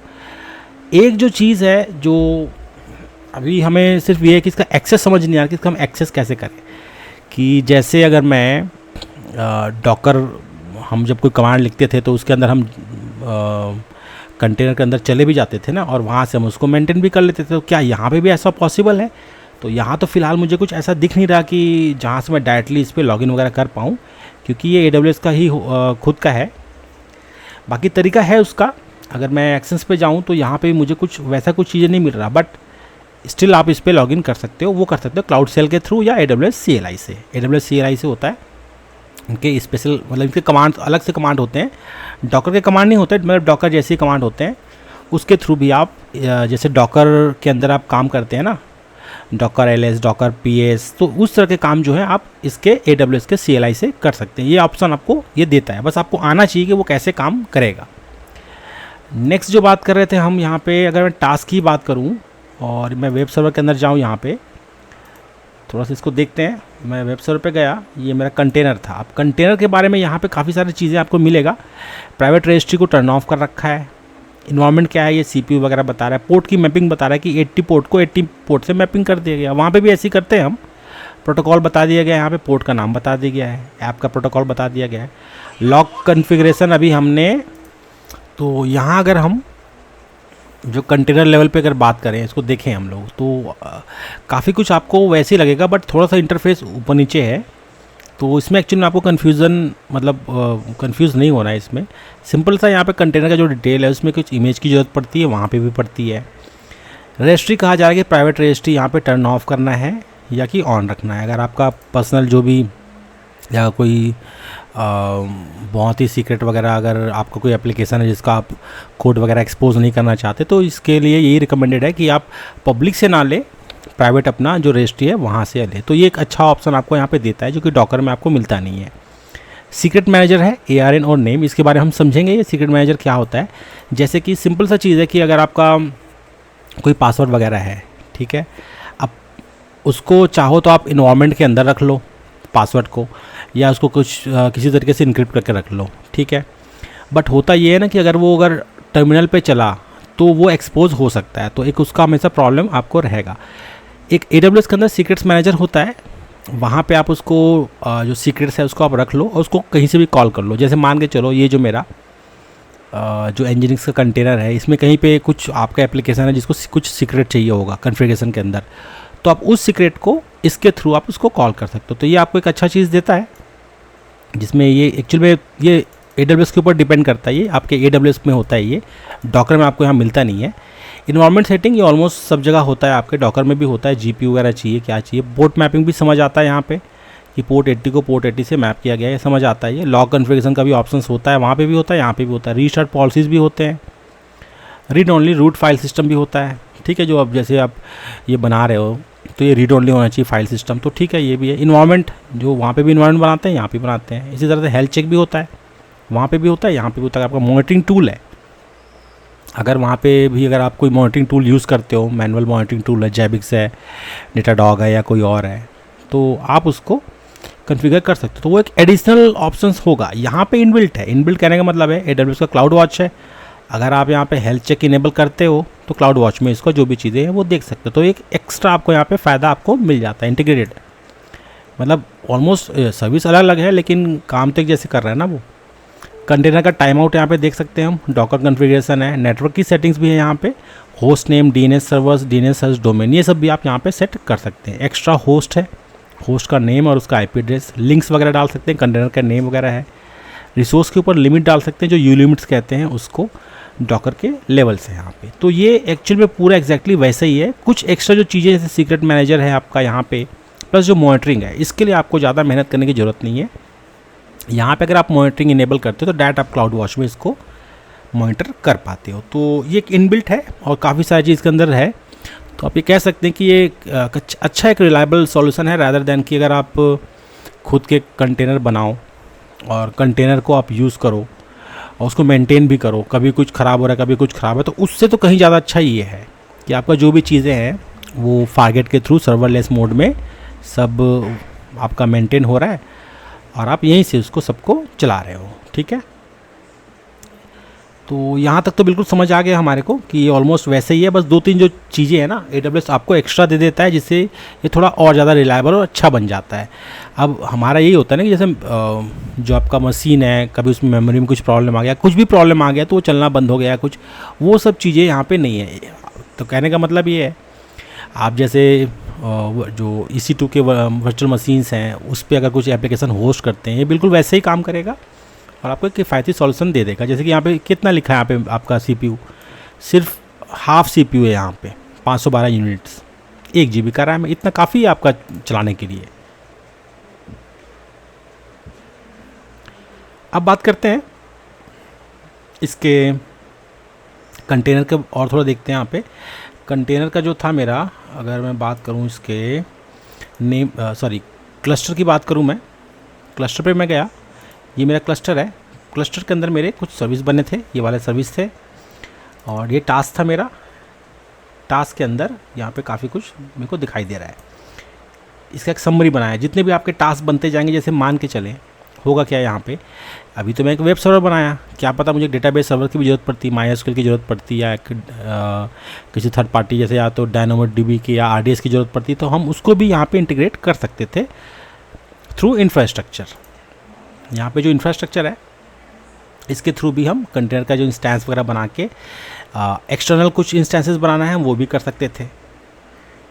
ठीक है, यहाँ पे कैपेसिटी प्रोवाइडर हमारे पास फारगेट है, फारगेट स्पॉट है, मैट्रिक्स ये तो मॉनिटरिंग के लिए है। यहाँ पे आपको एक सिंपल सा मॉनिटरिंग आपको मिल जाता है। कोई टास्क आपको उस कंटेनर के अंदर बार बार चलाना है तो उसको भी ये मेंटेन करने का आपको ये ऑप्शन देता है। अगला हम देखेंगे टास्क डेफिनेशन के अंदर थोड़ा और समझने की कोशिश करते हैं। ये रहा, तो ये जो व्यू है ये टास्क डेफिनेशन का व्यू है। माई वेब सर्वर रिवीजन 1 है, कंटेनर है और कंटेनर यहाँ पे दिखा रहा है। ठीक है, यहाँ पे ऐप इन्वायरमेंट बता रहा है, काफ़ी सारी चीज़ें यहाँ पे बता रहा है ये। एक इसको परमिशन की ज़रूरत पड़ती थी, ECS टास्क एग्जीक्यूशन रोल, वो ऑटोमेटिकली इसने दे दिया है। आप अपने हिसाब से किसी थर्ड पार्टी जो सर्विसेज हैं AWS के या किसी और सर्विसेज से इसको बात कराना चाहते हैं S3 बकेट से या EC2 से या किसी और तरीके से, तो वैसा आपको रोल बना के इसको मैनुअली आप इस पर डाल सकते हो। कंटेनर्स यहाँ पे मैं देख पा रहा हूँ, कंटेनर्स तो ठीक है, हमने देखा था, पहले भी देखा था कंटेनर वगैरह कि क्या क्या इसके अंदर ऑप्शंस आते हैं। मुझे जो चाहिए फ़िलहाल भी ये है कि अगर मैं क्लस्टर के अंदर जाऊँ और यहाँ पे एक बार कोशिश करूँ कि जो सर्विस है मेरा, ये मेरा कुछ सर्विस बता रहा है। सर्विस के अंदर भी हमने ये ऑलमोस्ट टास्क देखा था हमने, ये मेरा टास्क है। टास्क जो एज ए कंटेनर चल रहा है इसके बारे में बात हुई थी। यहाँ पे काफ़ी कुछ बता रहा है, इसके अंदर देखते हैं ये और क्या चीज़ें हैं। टास्क का ओवरव्यू वगैरह है यहाँ पे, और यहाँ पे मेरा एक कॉन्फ़िगरेशन बता रहा है। इसके अंदर जैसे कि अब हमने क्या किया ना, हमने Nginx का एक सर्वर बनाया था, तो Nginx चलना चाहिए ना इस पब्लिक IP पे। एक बार ओपन करके देख लेते हैं, पता चल जाएगा। तो ये देखिए यहाँ पे आपका Nginx चल रहा है। अभी ये इम्प्रूव नहीं हुआ है। इम्प्रूव करने का मतलब ये होता है ना कि प्रोडक्शन में ऐसा होता नहीं है ना, प्रोडक्शन में बिना सर्टिफिकेट के कुछ चलता नहीं है, तो बिना सर्टिफिकेट के आपका चल रहा है। ठीक है, ये बिना सर्टिफिकेट के आपका चल रहा है, तो इसको और इम्प्रूव कर सकते हैं आप चाहो तो। कैसे कर सकते हैं, इसके सामने में आप एक लोड बैलेंसर लगा लो। लोड बैलेंसर हमने ऑलरेडी पीछे पढ़ा हुआ है। Plus auto scaling. अब ऑटो स्केलिंग देखना पड़ेगा कि इसको ऑटो स्केलिंग होता कैसे। ऑटो स्केलिंग भी हम इसको चाहें तो कर सकते हैं, ऐसा नहीं कि नहीं कर सकते ऑटो स्केलिंग भी। नेटवर्किंग है कुछ यहाँ पे, लॉग्स है, कॉन्फ़िगरेशन है, इसको थोड़ा समझने की कोशिश करेंगे। कॉन्फ़िगरेशन के अंदर देखो यहाँ पे कंटेनर्स है, फ़िलहाल एक कंटेनर चल रहा है यहाँ पे। हेल्थ स्टेटस अभी जीरो, मतलब कुछ भी नहीं दिखा रहा, वो इसलिए नहीं दिखा रहा क्योंकि हमने इसका हेल्थ स्टेटस जो है ना वो उसको हमने कॉन्फ़िगर किया ही नहीं। एक पर्टिकुलर पोर्ट पे क्या वहाँ पे आपका रेस्पॉन्स कोड आएगा, 300 आएगा कि 200 आएगा, या कोई भी स्पेसिफिक पोर्ट ओपन है कि नहीं है, उसके ऊपर हम हेल्थ स्टेटस को हम कर सकते हैं। ऐसी तरह से यहाँ पे देखते हैं लॉग के कॉन्फ़िगरेशन है, रीस्टार्ट की पॉलिसीज़ है, नेटवर्क बाइंडिंग है, तो काफ़ी सारी चीज़ें आपको यहाँ पे मिल जाएगा। ये एक्सटर्नल लिंक है आपका। डॉकर के लेबल्स वगैरह भी ज़रूरत पड़ते हैं, इन्वायरमेंट के वेरिएबल है, वॉल्यूम कॉन्फ़िगरेशन है, एक्स्ट्रा वॉल्यूम अगर आपको चाहिए होगा तो वो सब आप यहाँ से कर सकते हो। अभी जो है हमें, तो हम यहाँ तक तो ठीक था। एक हमने, अब हमें इतना समझ तो शायद उतने अच्छे से आया नहीं होगा, बट हमने क्या किया, देखो हमने क्लस्टर पे गए हम लोग और यहाँ पे हमने कोई क्लस्टर बना दिया, ठीक है क्लस्टर हमने बना दिया। इसके बाद हमने क्या किया, टास्क में गए या टास्क डेफिनेशन में यहाँ पे हम गए और एक टास्क बना दिया। टास्क चलो ठीक है, इतना समझ आया। टास्क का मतलब कि यहाँ पे हमारे कंटेनर बनते हैं, कंटेनर के कुछ जो भी इमेज होता है या उसका जो वॉल्यूम डालना है या और भी कई सारे जो चीज़ें हैं, मेमोरी वगैरह, साथ में जो कंटेनर का जो आपका जो कॉन्फ़िगरेशन वगैरह है, यहाँ तक तो हमको समझ आ गया। ये बिल्कुल वैसे ही लगता है जैसे हमारा डॉकर का कंटेनर में हम करते हैं, ठीक है। बट AWS हमें दे रहा है ये सब चीज़ें, तो अब क्या इसमें एक्स्ट्रा क्या चीज़ें हैं। अब क्लस्टर की बात कर रहा है तो किस चीज़ का क्लस्टर बनाया है, तो देखो हमारे जितने भी वीडियोज़ होते हैं ना उसमें हम क्या कहते हैं भाई, एक तो ये होता है कि देखो भाई ये ऐसा एक ECS का क्लस्टर होता है, इस पे ऐसे करके ये आप करोगे तो ये बन जाएगा, इतना बताते हैं। इसके पीछे क्या होता है, क्या चीज़ ज़रूरी है, क्या क्या इसके मतलब काम क्या है, किस तरीके से इसको आप यूज़ कर सकते हो। और जो प्रोडक्शन लेवल का नॉलेज है ना वो थोड़ा सा लैक करता है कहीं, अगर किसी और तरीके से आप सीखने जाते हो तो। हम यहाँ पर थोड़ा और उसको डिग डीपर करेंगे और समझेंगे कि ये एग्जैक्टली क्या चीज़ बनाया है इन लोगों ने और इसके क्या एक्स्ट्रा क्या फ़ायदा है। अगर मैं डॉकर पे मेरे ऑलरेडी सब चीज़ चल रहा है, 3 मैंने सर्वर बना रखे हैं EC2 पे या कहीं पे भी अपने बना रखा है, बढ़िया चल रहा है वो, तो मैं यहाँ पे क्यों आऊँ भाई, मुझे आप एक्स्ट्रा क्या चीज़ दे रहे हो, ठीक है। इसके ऊपर बात करना बहुत ज़रूरी है, ठीक है। देखो प्रोडक्शन लेवल में ये जो देखो पढ़ाने के लेवल में क्या होता है ना, जब कोई बताता है किसी चीज़ को तो वो एक अपने स्पेस मतलब अपने तरीके से बताता है। मोस्टली जो लोग हैं ना, वीडियो लंबा हो जाएगा बोल के या कोई और भी कारण हो सकते हैं, उसकी वजह से लोग बताते नहीं हैं कि एग्जैक्टली इसके पीछे क्या टेक्नोलॉजी है, क्यों बनाते हैं, इससे क्या फ़ायदा होने वाला है। तो वो सब भी हम इसको डिस्कस करने की कोशिश करेंगे, वो बहुत ज़रूरी है। सबसे पहला सवाल आता है कि देखो अगर AWS ने इसको बनाया है तो क्यों बनाया है, ठीक है, उसकी बात करते हैं। जैसे सबसे पहले तो मैं यही सोचूंगा ना, अपने खुद अगर मैं दिमाग लगाता हूँ, मैं खुद सोचता हूँ कि चलो ठीक है भाई, मेरे पास EC2 में सब चीज़ चल रहा है तो मैं डॉकर पे या इसके ECS पे मैं क्यों माइग्रेट करूँ, ठीक है। तो वो जो हमारा जो सोच है वो ये कहता है कि अगर मैं EC2 का जो एक वर्चुअल मशीन बना रहा हूँ उसका मुझे महीने का मान के चलो कि $15 का मेरे को खर्च आ रहा है, ठीक है। अगर उसी को मैं मेरा एप्लीकेशन चलने लायक है किस पे, कंटेनर पे, तो उस पे कितना खर्च आएगा भाई। वो उस पे तो ऐसा नहीं है ना कि बहुत ज़्यादा रैम चाहिए, बहुत ज़्यादा कुछ चाहिए, ऐसा तो कुछ नहीं है। जितना काम होगा उतना रैम होगा, रैम या रिसोर्सेज जो भी हो। तो एक वो चीज़ मुझे समझ आता है कि चलो ठीक है, जितना अगर डॉकर कंटेनर्स पे माइग्रेट कर रहे हैं वर्चुअल मशीन से तो कुछ ना कुछ तो कारण रहा होगा ना। ये तो एक बेसिक हम सवाल पूछते हैं, अपने आप से ही पूछते हैं और लोगों से ही पूछते हैं कि भाई ऐसा क्यों है। तो ये तो मुझे समझ आता है कि फ़ायदे का सौदा तो यही है ना हमारे पास कि हम कंटेनर के अंदर जाएं। कंटेनर कम रैम लेगा, कम चीज़ें लेगा, आप एक ही सर्वर के अंदर बहुत सारे आप बना सकते हो और अच्छे से उसको सर्वर को यूज़ कर सकते हो, मल्टीपल काम कर सकते हो। ज़्यादा जो एक प्रॉपर एक ऑपरेटिंग सिस्टम का फुटप्रिंट जो होता है काफ़ी बड़ा होता है, काफ़ी ज़्यादा स्पेस लेता है और काफ़ी सारे प्रॉब्लम्स भी होते हैं उसमें, पैचिंग करना है। कंटेनर में ऐसा नहीं होता, कंटेनर में तो आपका लाइब्रेरीज पहले से बने बनाए पड़े हैं, आपको अपना कोड डिप्लॉय करना है, उसको चलाना है, तो ये तो समझ आता है हमारे को, ये हमने पहले भी कई बार पढ़ा हुआ है कि इसके फ़ायदे क्या हैं, ठीक है। अगला हम देखेंगे यहाँ पे जो चीज़ें हैं कि ठीक है, हमने एक टास्क डेफिनेशन बनाया था, फिर सर्विसेज बनाया था, ये चीज़ तो, ये कंसेप्ट तो वहाँ पे नहीं है ना। ये कंसेप्ट जो है मेरा डॉकर पे तो नहीं है, वहाँ पे तो कोई टास्क डेफिनेशन बनता नहीं है ना, वहाँ पे ऐसा कुछ सर्विस वगैरह का कोई कंसेप्ट है। हाँ, पोर्ट वगैरह हम बनाते हैं, मैप कर देते हैं, चला देते हैं। इन्वायरमेंट का मुझे पता है कि चलो इन्वायरमेंट वेरिएबल बनते हैं, सीक्रेट्स वहाँ पे भी आप रखते हो, इन्वायरमेंट वेरिएबल के अंदर भी रख सकते हो, या इनक्रिप्ट करके भी रखते हो उसको, ठीक है, वैसे चीज़ें हैं। तो उसके लिए सीक्रेट मैनेजर है, ठीक है। मॉनिटरिंग के लिए यहाँ पे क्लाउड वॉच दे दिया गया है, अच्छी बात है। अगला देखते हैं, सबसे पहले समझते हैं ये जो हमारा ECS जो है ना, ये क्या है, पहले ये समझने की ज़रूरत है। तो ये है हमारा एक कंटेनर ऑर्केस्ट्रेशन सर्विस। ये क्या करता है, आपको अलाउ करता है कि जो आपके जो कंटेनर है ना उसको चला सके साथ के साथ। जैसे हम क्लस्टर कह रहे हैं ना, ECS का क्लस्टर, भाई क्लस्टर है तो क्या इसको कुछ एक्स्ट्रा काम तो होगा। ये कुबरनेटिस के जो क्लस्टर होते हैं वो क्या काम करते हैं, अपने आप स्केल अप करते हैं ना, स्केल डाउन करते हैं। तो कहने का मतलब इसके अंदर भी ऐसा कुछ होना चाहिए ना कि ऑटो स्केलिंग कर सके। तो जो टेक्नोलॉजी इसके पीछे होता है, उसको मैं इसको अगर अलग अलग कंपोनेंट्स में बांटूँ और समझूँ कि जो इसके पीछे जो टेक्नोलॉजीज़ है वो क्या क्या होते हैं, तो वो एक ऐसे सरसरी तौर पे हम एक बार समझ सकते हैं कि क्या इसमें अलग दे रहा है AWS। सबसे पहले आता है डॉकर कंटेनर, ठीक है। तो जो कंटेनराइजेशन का जो टेक्नोलॉजी है, या जो हमारा जो ECS है, ये किस पे बना है, ये डॉकर पे बना है। जो कि हमें अच्छे से पता है कि जो सबसे जो टॉप के आज के टाइम पे है वो डॉकर ही है। ये क्या करता है, अब डॉकर के बारे में हम अच्छे से जानते हैं कि आपके जो भी पैकेज है या जो भी एप्लीकेशन है उसको पैकेज करता है, उसको एक आइसोलेटेड इन्वायरमेंट में इंडिपेंडेंट वे में आपके इंफ्रास्ट्रक्चर में क्या करता है, वो डिप्लॉय करा देता है। इससे क्या फ़ायदा है, पोर्टेबिलिटी होती है, कंसिस्टेंट चलेगा आपका, एफिशिएंसी के साथ चलेगा आपके जो भी कंप्यूटिंग के जो इन्वायरमेंट है वो। अब टास्क डेफिनेशन एक आता है, इसके अंदर भी हम पढ़ रहे हैं ना, ECS टास्क डेफिनेशन। ये क्या चीज़ है, टास्क डेफिनेशन जो होता है ना ECS, वो क्या करता है, स्पेसिफाई करता है डॉकर के कंटेनर के इमेजेस को जो चल सके।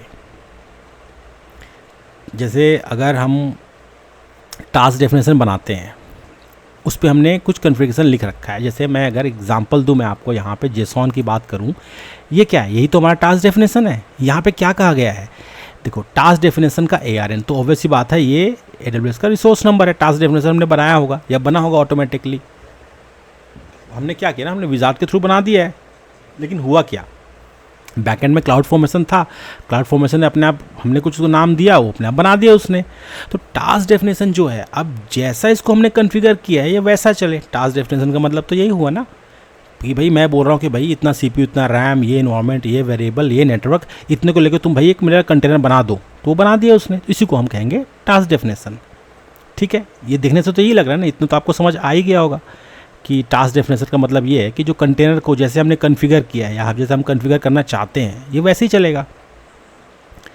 नेक्स्ट बात करते हैं, अब ये चलता किस पे है, तो दो तरीके होते हैं, EC2 और फागेट। फागेट क्या है, सर्वरलेस है। EC2 क्या है, आपको खुद मैनेज करना पड़ेगा, आपका वर्चुअल मशीन है। भाई वर्चुअल मशीन में भी तो हम डॉकर डालते हैं ना, चाहे लोकल हो या AWS पे अगर आप हो तो EC2 पे डालोगे, EC2 के इंस्टेंस पे। तो फागेट पे डाल सकते हो या EC2 के इंस्टेंस पे डाल सकते हो, ठीक है। तो ये तो हमने पहले ही पढ़ा था। और जो EC2 है और AWS फागेट की बात कर रहे हैं यहाँ पे, वो ऐसा है जैसे अब हम क्लस्टर की बात करते हैं, तो ये भी हो सकता है कि ग्रुप ऑफ सर्वर्स भी हो सकते हैं ना, 2 3 4, लेकिन हमें ये नहीं पता ना। देखो उसको क्लस्टरिंग करने के लिए, अगर मैं डॉकर की बात करूँ, उसको क्लस्टरिंग करने के लिए डॉकर स्वॉर्म होता है, कुबरनेटिस होता है, और भी कई सारे टेक्नोलॉजीज़ होते हैं, ठीक है। मेसोस है, उससे भी करते हैं। तो ये हो सकता है ना कि AWS ने उसके बैकएंड में ऐसा कुछ टेक्नोलॉजीज उन्होंने यूज़ किया होगा कि वो क्लस्टरिंग में काम करे, 3 4 सर्वर्स का ग्रुप बना के उसको इस तरीके से करे कि वो अपने आप ऑटो स्केल हो जाए, अपने आप चले, जो उसके नेटवर्क की जैसे कुबरनेटिस में होता है वैसे कुछ होगा। ये थोड़ा और इसको डीप में समझेंगे। AWS फागेट हमें पता है ये तो सर्वरलेस होता है, ठीक है। इसको मैनेज कौन करता है, हमारा AWS करता है। इसके बाद ECS के अंदर एक होता है कंट्रोल प्लेन। जैसे कि हमारा, अगर मैं कंट्रोल प्लेन जो लास्ट में जो सुना था वो कुबरनेटिस के अंदर सुना था, बट ये ECS के अंदर कंट्रोल प्लेन क्या कर रहा है, इसको हमें समझना है कि AWS वालों ने कितना ट्विस्ट किया होगा या क्या क्या चीज़ डाला होगा। उन्होंने देखा होगा कि डॉकर के अंदर भाई ये सब चीज़ें होते हैं, हम जो बनाएंगे या जो हम जो होस्टेड सर्विसेज देंगे जो हमारे एंड यूज़र है उनको, या जिसको भी, मतलब जिस कंपनी को भी देना चाहते हैं, जो भी क्लाइंट है उनको हम एक्स्ट्रा क्या दे सकते हैं। तो उन्होंने कुछ अपने तरफ से कुछ जोड़ा होगा ना, तो उसी कहते हैं हम कंट्रोल प्लेन। तो जैसे कंट्रोल प्लेन की बात करें तो उसके अंदर भी ECS स्केड्यूलर होते हैं जो शेड्यूल करते हैं आपके किसको, कंटेनर्स को, ताकि क्या कर सके, वो टास्क को रन कर सके ना। तो फारगेट के जो आपके इंफ्रास्ट्रक्चर होते हैं उसमें एक ऑप्टिमल आपका जो रिसोर्स यूटिलाइजेशन हो, बैलेंसिंग हो, वर्कलोड हो, और वो अलग अलग आपके इंस्टेंसेस पे चले ताकि वो फेल ना हो, बिल्कुल कुबरनेटिस की तरह। तो इसी को हम कहते हैं ECS का स्केड्यूलर, जो कि मेंटेन होता है ECS के कंट्रोल प्लेन से। जैसे इसको थोड़ा सा कुबरनेटिस की तरफ आप लेके चलो, या उसको ऐसा समझो। एग्जैक्टली आप कुबरनेटिस नहीं बोल सकते इसको, क्योंकि कुबरनेटिस के लिए तो स्पेशल इनके पास अलग से सर्विस है, इसको हम EKS कहते हैं। बट देखो कंट्रोल प्लेन समझ तो आ रहा है ना कि वहाँ पे भी होता है, क्या पता ये कुबरनेटिस ही हो, बट हम वैसा मान के नहीं चलते, ठीक है। यहाँ पे ये इतना हम समझ के चलते हैं कि ऑप्टिमल जो हमारा रिसोर्स यूटिलाइजेशन है, या जो भी बैलेंसिंग करना है, वर्कलोड वगैरह है, अलग अलग इंस्टेंस के बीच में हमारे कंटेनर अच्छे से चले, उसके लिए ये, ठीक है। एक बिन पैक स्ट्रेटजी होती है इसके अंदर। वो क्या काम आता है, वो आपके जो रिसोर्स के यूसेज को ऑप्टिमाइज करने काम आता है। ये कौन करता है, ये ECS का स्केड्यूलर। स्प्रेड स्ट्रेटजी होता है इसके अंदर, जो क्या करता है, आपके जो कंटेनर्स हैं उसको समान रूप से स्प्रेड करता है अलग अलग इंस्टेंसेस में। तो कहने का मतलब यही है ना कि जो ECS स्केड्यूलर है, जैसे हमारा कुबरनेटिस में भी स्केड्यूलर होता है, उसका भी यही काम होता है ना, जो हमारा कंट्रोल प्लेन होता है कि किस नोड पे कितना लोड है और किस किस पे मुझे जो पॉड है उसको क्रिएट करना चाहिए। तो वैसे कुछ लग रहा है मुझे, ठीक है। इसके अलावा जो कंट्रोल प्लेन होता है उसमें क्लस्टर का मैनेजमेंट भी होता है। जैसे कि आपका जो कंटेनर का जो वर्कलोड है, ठीक है, उसको भी तो मैनेज करना चाहिए ना। कंटेनर का में जो भी वर्कलोड है, तो अगर वो क्लस्टर में चलेगा तो कभी ख़राब नहीं होगा, मतलब एक जगह से ख़राब हो तो दूसरे से चल जाए, ऐसा कुछ होना चाहिए ना इसके अंदर। तो जो क्लस्टर मैनेजमेंट का मतलब यही हुआ कि ECS क्या करता है ना, मैनेज करता है क्लस्टर्स को। जो कंटेनर जो आपके इंस्टेंसेस है उसको एज अ क्लस्टर बना के उसको चलता है, उसी को हम क्लस्टर मैनेजमेंट कह रहे हैं। वो क्या काम करेगा, ऑर्केस्ट्रेट करेगा आपके जो भी कंटेनर के वर्कलोड है उसको, ऑटोमेटिकली उसको शेड्यूल करेगा, फिर चलाएगा। ये सब कौन कर रहा है, कंट्रोल प्लेन के थ्रू हो रहा है। इसी तरीके से इसके अंदर, जैसे हम कुबरनेटिस के अंदर नोड्स की बात करते हैं कि कुबरनेटिस के अंदर एक नोड होता है, वो नोड क्या होता है भाई, कुबरनेटिस के नोड्स बोलते हैं ना उसको। उसी तरह इसको हम बोलते हैं कंटेनर के इंस्टेंसेस। वो एज अ नोड काम करता है। वो क्या करता है, वहाँ पे भी कुछ एजेंट वगैरह, वहाँ पे भी तो एजेंट था ना। अगर आप कुबरनेटिस को याद करें, पिछले क्लास में जो हमने पढ़े थे, अगर कुबरनेटिस की ही बात करें तो वहाँ पे भी कुछ एजेंट होते थे वहाँ पे। अब एजेंट का नाम चलो जो भी हो, बट वहाँ पे भी कुछ एजेंट होते थे। तो क्या यहाँ पे भी ऐसा कुछ है एजेंट का खेल? हाँ बिल्कुल है। इसको हम कहते हैं ECS के एजेंट। वो क्या करता है, एक बहुत ही लाइट वेट सर्विसेज होता है जो रिपोर्ट करते रहता है बार बार कंटेनर के स्टेटस को। किसके लिए भाई, आपका हेल्दी है कि नहीं आपका कंटेनर। तो एक तरह से आप ये कहें तो मतलब कुबरनेटिस टाइप का ही आपको लगेगा। ये पूरा कौन मैनेज कर रहा है, ECS कर रहा है। ECS का कंट्रोल प्लेन, उसको कौन मैनेज करता है, AWS। तो ये थोड़ा सा इसका एक छोटा सा डेफिनेशन था हमारा कंट्रोल प्लेन की तरफ। पहला जो था हमारा कि डॉकर कंटेनर के ऊपर चलता है, जैसे हमारा कुबरनेटिस चलता है वैसे ही। फिर किस पे चलता है, EC2 पे चलता है, फारगेट पे चलता है। मेंटेन कौन करता है, हमारा ECS का कंट्रोल प्लेन, जो बिल्कुल कुबरनेटिस टाइप का लगता है। आप ऐसे अंदाज़ा मान के चलो। अब बात करते हैं नेटवर्किंग की। AWS का नेटवर्किंग और लोड बैलेंसिंग ये कैसे होता है भाई, ये भी तो कुछ चीज़ है। तो ECS जो है ना, वो एकदम बिल्कुल आप ये कह लें कि टाइटली इंटीग्रेटेड होता है आपके AWS के वर्चुअल प्राइवेट क्लाउड से। जो भी टास्क है या जो भी सर्विसेज हैं वो एक VPC में ही, मतलब VPC में ही चलता है। कहने का मतलब है आइसोलेटेड एक नेटवर्क में चलता है वो। तो ये हो गया नेटवर्किंग का part. AWS VPC network mode एक होता है इसके अंदर, फारगेट के अंदर, जो क्या करता है AWS VPC मोड से ना असाइन करता है जो टास्क को। जो इलास्टिक नेटवर्क इंटरफेस है ना, इसको ENI कहते हैं, जो टास्क लेवल का नेटवर्क और सिक्योरिटी देता है। देखो अब ये जो बनाया गया है, इसको आपको देखो आर्किटेक्चर समझना जरूरी है। ये क्या है, आपको एक बहुत अच्छा ऑप्शन दे सकता है अगर आप कुबरनेटिस नहीं चाहते उसके बजाय। साथ में ये तो हो गई नेटवर्किंग की बात, VPC के साथ इंटीग्रेशन होता है। AWS का VPC नेटवर्क मोड होता है, ठीक है, उससे नेटवर्किंग का काम हो जाता होगा, ठीक है। इसी के साथ इलास्टिक लोड बैलेंसिंग भी है, ELB। ECS क्या होता है ना, ये इंटीग्रेट भी हो जाता है ELB से, जो ALB है, एप्लीकेशन लोड बैलेंसर है, या नेटवर्क लोड बैलेंसर है, या क्लासिक लोड बैलेंसर है, उनसे भी आराम से इंटीग्रेट हो जाता है। देखो, आप कंटेनर चला रहे हो, आप पास अगर लोड बैलेंसर है तो आप ये सोचो ना कि आपके 2-3 अलग अलग कंटेनर्स हैं, ठीक है। अब कंटेनर की अगर मैं बात करूं, और जैसे मेरा कंटेनर है, एक होगा मेरा MySQL का कंटेनर होगा, एक किसी और चीज़ का होगा, कोई जावा के 2 कंटेनर होंगे, या मान के चलो Node.js के होंगे, फ्रंट एंड किसी और चीज़ में बना होगा। तो अगर मान के चलो आपका जो एक सर्विस है, आप ये चाहते हो कि जो आपका जो एप्लीकेशन है वो कैसे बने, वो डिस्ट्रीब्यूटेड बने। तो डिस्ट्रीब्यूटेड कैसे बनता है? डिस्ट्रीब्यूटेड की अगर मैं बात करूँ तो जैसे अगर मेरे पास लोड बैलेंसर है, ALB है, ALB ये एप्लीकेशन लोड बैलेंसर है मेरा। ये होता क्या है, हम यहाँ पे पहला तो एक SSL को ऑफलोड करते हैं। ये तो हमने पहले पढ़ा हुआ है कि SSL को हमने ऑफलोड करते हैं, ठीक है। और उसके क्या काम है, मान के चलो भाई, मुझे तो यही पता था ना कि ये अभी जो EC2 के इंस्टेंसेस होते हैं उस पर टारगेट करता है। अभी मुझे पता चल रहा है कि ECS के अंदर जो कंटेनर होते हैं उसको भी टारगेट करते हैं, उसको ऑटो स्केल करते हैं, ठीक है। तो ये मेरा अब क्या काम करेगा, SSL को ऑफलोड करेगा, मतलब SSL का जो सर्टिफिकेट है उसको भी चलाएगा। पहला चीज़ तो ये है। दूसरा, अगर मैं ALB यूज़ करता हूँ या एप्लीकेशन लोड बैलेंसर यूज़ करता हूँ, मेरे अलग अलग कंटेनर, मान के चलो यहाँ पे एक कंटेनर है मेरा, यहाँ पे कंटेनर है, यहाँ पे भी एक कंटेनर है मान के चलो, और एक यहाँ पे भी है। अब इनके काम क्या है, ये होगा स्लैश, मान के चलो /sop होगा, ये हो गया /यूज़र, एक होगा / आपका लॉगिन, ये हो गया आपका MySQL या कोई भी डेटाबेस आप मान के चलो जो आपको समझ आता है। इसके थ्रू आप क्या कर सकते हो, एप्लीकेशन लोड बैलेंसर के थ्रू, अगर आपका यूज़र रिक्वेस्ट करता है कि वो SOP पेज पे जाए तो ये SOP पेज वाले कंटेनर पे चला जाएगा।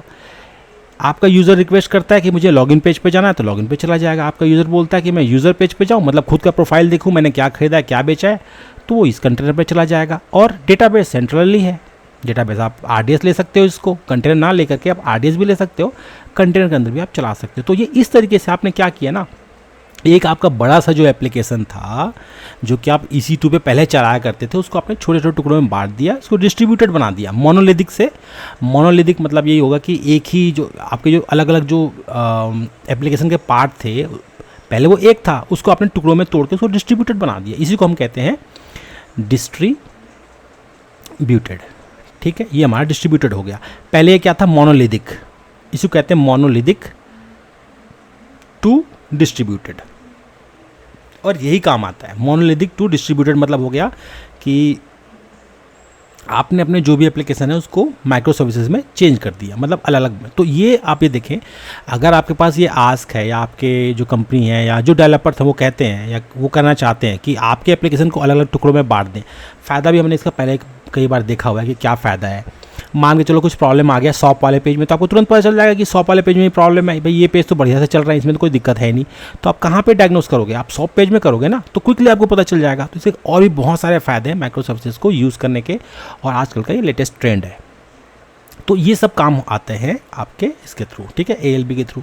तो ये आपको ALB भी दे रहा है। अगला देखते हैं और समझते हैं कि और इसमें क्या क्या चीज़ें हो सकता है।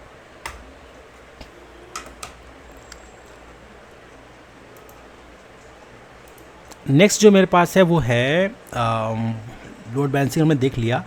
एक सर्विस डिस्कवरी भी होता है, जैसे AWS का क्लाउड मैप है ना। अभी हम इससे पहले AWS के क्लाउड मैप की बात कर रहे थे, राउट 53 की बात कर रहे थे। राउट 53 क्या है, वो DNS सर्विस है। वो क्या करता है, अगर आपका कोई सर्विस है उसको भाई डिस्कवरी भी तो कराना पड़ेगा ना, कि ये सर्विस वहाँ पे ECS में चल रहा है, मेरे मल्टी कंटेनर हैं, तो उसको पॉइंट कराने का या उसको बाहर पब्लिक से, मतलब पब्लिक के थ्रू उसको जो इंटरेक्ट कराना है या बाहर उसके पोर्ट को एक्सपोज करना है, वो आप सर्विस के थ्रू भी कर सकते हो, जैसे कुबरनेटिस में होता है। तो ये जो करवाने वाला कौन है, सर्विस डिस्कवरी। तो इसके लिए 2 टूल आते हैं, AWS का क्लाउड मैप और राउट 53, ठीक है। 2 तरीके से आप इसको कर सकते हो। अगला हम देखेंगे IAM और रोल्स। IAM का जो रोल्स होता है और सिक्योरिटी। तो IAM तो हमने काफ़ी पढ़ा हुआ है और उसके सिक्योरिटीज़ के बारे में अच्छे से जानते हैं कि जो IAM के रोल्स क्या काम करते हैं। आपको फाइन ग्रेन्ड एक्सेस देते हैं कंट्रोल करने के लिए आपके कंटेनर्स को। तो आप यहाँ पे ये देख सकते हो कि एग्जैक्टली ये बिल्कुल VPC की तरह ही काम, EC2 की तरह ही काम कर रहा है ये, ज़्यादा डिफरेंस नहीं है, बस ये है कि हम एक प्रॉपर वर्चुअल मशीन यूज़ ना करके हम क्या कर रहे हैं, यहाँ पे कंटेनर यूज़ कर रहे हैं। अगर हमने रोल दे दिया उसको कि भाई आप S3 बकेट से आप एक्सेस कर लो, कोई वहाँ पे कुछ वीडियो का फाइल अपलोड हो रहा है, उसको आप प्रोसेस करके आप कुछ बना दो, तो वो कर देगा। वो DynamoDB से कुछ डेटा निकालना है तो भाई मैंने रोल असाइन कर दिया आपको, आप DynamoDB से आप ये टेबल में यहाँ पे जाओ, यहाँ पे जाके आप कुछ इसको कर लो, बिल्कुल कर लेगा वो। तो ये तरीका है करने का। तो यहाँ पे IAM और सिक्योरिटी का रोल बनता है। क्लाउड वॉच और मॉनिटरिंग, भाई जैसे ही आप कुछ यहाँ पे कंटेनर बनाओगे मॉनिटरिंग तो चाहिए होगा ना, तो कौन उसको कर रहा है, क्लाउड वॉच कर रहा है, ठीक है। ऑटो स्केलिंग की बात करते हैं। अब इसमें ऑटो स्केलिंग होगा कैसे, यहाँ पे तो कोई खास ज़्यादा मुझे ऑप्शंस नज़र नहीं आ रहा, बट होता कैसे हम ये जान सकते हैं। देखो ऑटो स्केलिंग जो है, जैसे हमारा ECS में जो ऑटो स्केलिंग होता है वो बेस्ड होता है मैट्रिक्स के ऊपर, जैसे CPU, मेमोरी या कोई कस्टम क्लाउड वॉच के मैट्रिक्स होते हैं उस पर कि नेटवर्क का कितना आ रहा है बैंडविड्थ। जैसे नेटवर्क का बैंडविड्थ आए तो आप ऐसे करो, SOAP वाले पेज पे ना जब इतना आ जाए, मान के चलो मेरा जो SOAP वाला पेज है इसमें 60,000 जब यहाँ पे आ जाए, 60,000 जब यहाँ पे आ जाएगा यहाँ पे, तो इसको क्या कर दो, अप कर दो। किसको कर दो, सिर्फ SOAP वाले को कर दो, तो आपका सबको करने की जरूरत नहीं पड़ेगी ना। जैसे पहले क्या होता था, एक पूरा का पूरा वर्चुअल मशीन को करना पड़ता था, अब यहाँ पे सिर्फ SOAP वाला ही हो रहा है बड़ा। भाई इस पे जब देखो, जब टुकड़ों में बढ़ गया ये ना, तो सिर्फ SOAP वाले पेज पे ही तो प्रॉब्लम आ रही है ना। जैसे यहाँ पे ट्रैफिक बढ़ रहा है तो भाई जैसे 60,000 से ज़्यादा रिक्वेस्ट आए, भाई एक और बना दो SOAP, 2 बना दो, 3 बना दो, 4 बना दो, तो सिर्फ इसी पे इम्पैक्ट होगा। मतलब कहने का मतलब ये है, जितना लोड आएगा और जिस एरिया पे लोड आएगा, मतलब इस वाले एप्लीकेशन के पार्ट पे लोड आया SOAP वाले पेज पे, तो इसको बढ़ा दिया, तो फ़ायदा हुआ ना आपका। यहाँ पे तो आपके वर्चुअल मशीन नहीं बढ़ रहा है, आपके सिर्फ कंटेनर बढ़ रहा है, तो आपको यहाँ पे भी आप पैसे बचा सकते हो और आपका जो सर्विस है वो काफ़ी अच्छे से चलेगा। तो ये होता है आपका ECS का ऑटो स्केलिंग, ठीक है। डायनेमिकली भी हम कहें तो इसको एडजस्ट हो सकता है, जो आपके नंबर ऑफ़ टास्क है वो ट्रैफिक और रिसोर्स के डिमांड के ऊपर। एक सर्विस का ऑटो स्केलिंग भी होता है। देखो 2 तरह के ऑटो स्केलिंग होते हैं, ECS का ऑटो स्केलिंग होता है, एक सर्विस का ऑटो स्केलिंग होता है, ठीक है। ECS क्या होता है, इंटीग्रेट करता है, किससे करता है, AWS के ऑटो स्केलिंग से ऑटोमेटिकली स्केल कर देता है। जो भी आपके जो टास्क चल रहे होते हैं ना, और जो मैट्रिक्स जो आपका रेस्पॉन्स करता है, उसी को हम स्टेप स्केलिंग पॉलिसीज़ कहते हैं। उसके थ्रू जैसे लोड आ रहा है या कुछ भी उसमें हो रहा है, तो उसके हिसाब से ऑटोमेटिकली उसको स्केल कर देता है, आपके सर्विस को भी स्केल करता है वो। तो ऑटो स्केलिंग भी चलता है इसके अंदर, इसमें ज़्यादा कोई प्रॉब्लम होता नहीं है। अगला देखते हैं। तो अगला हम बात करेंगे आई थिंक जो हमारा ये जो ECR है, ये क्या चीज़ है। तो देखो यहाँ पे ये 2 तरीके से आपको देता है, आपका जो कंटेनर का रजिस्ट्री। आप चाहे तो डॉकर को भी यूज़ कर सकते हो, ऐसा नहीं कि नहीं कर सकते। हाँ, आपके जो प्राइवेट आपके कोड हैं उसके लिए आपको जो प्राइवेट इनका जो ECR का रजिस्ट्री होता है ना आपका AWS, आपको वो भी देता है। उसको जो भी आप वहाँ पे इमेजेस बनाओगे या जो टेम्पलेट रखोगे, उसको कोई दुनिया का कोई आदमी उसको यूज़ नहीं कर सकता, सिर्फ आप ही उसको यूज़ कर सकते हो। एक तो ये है।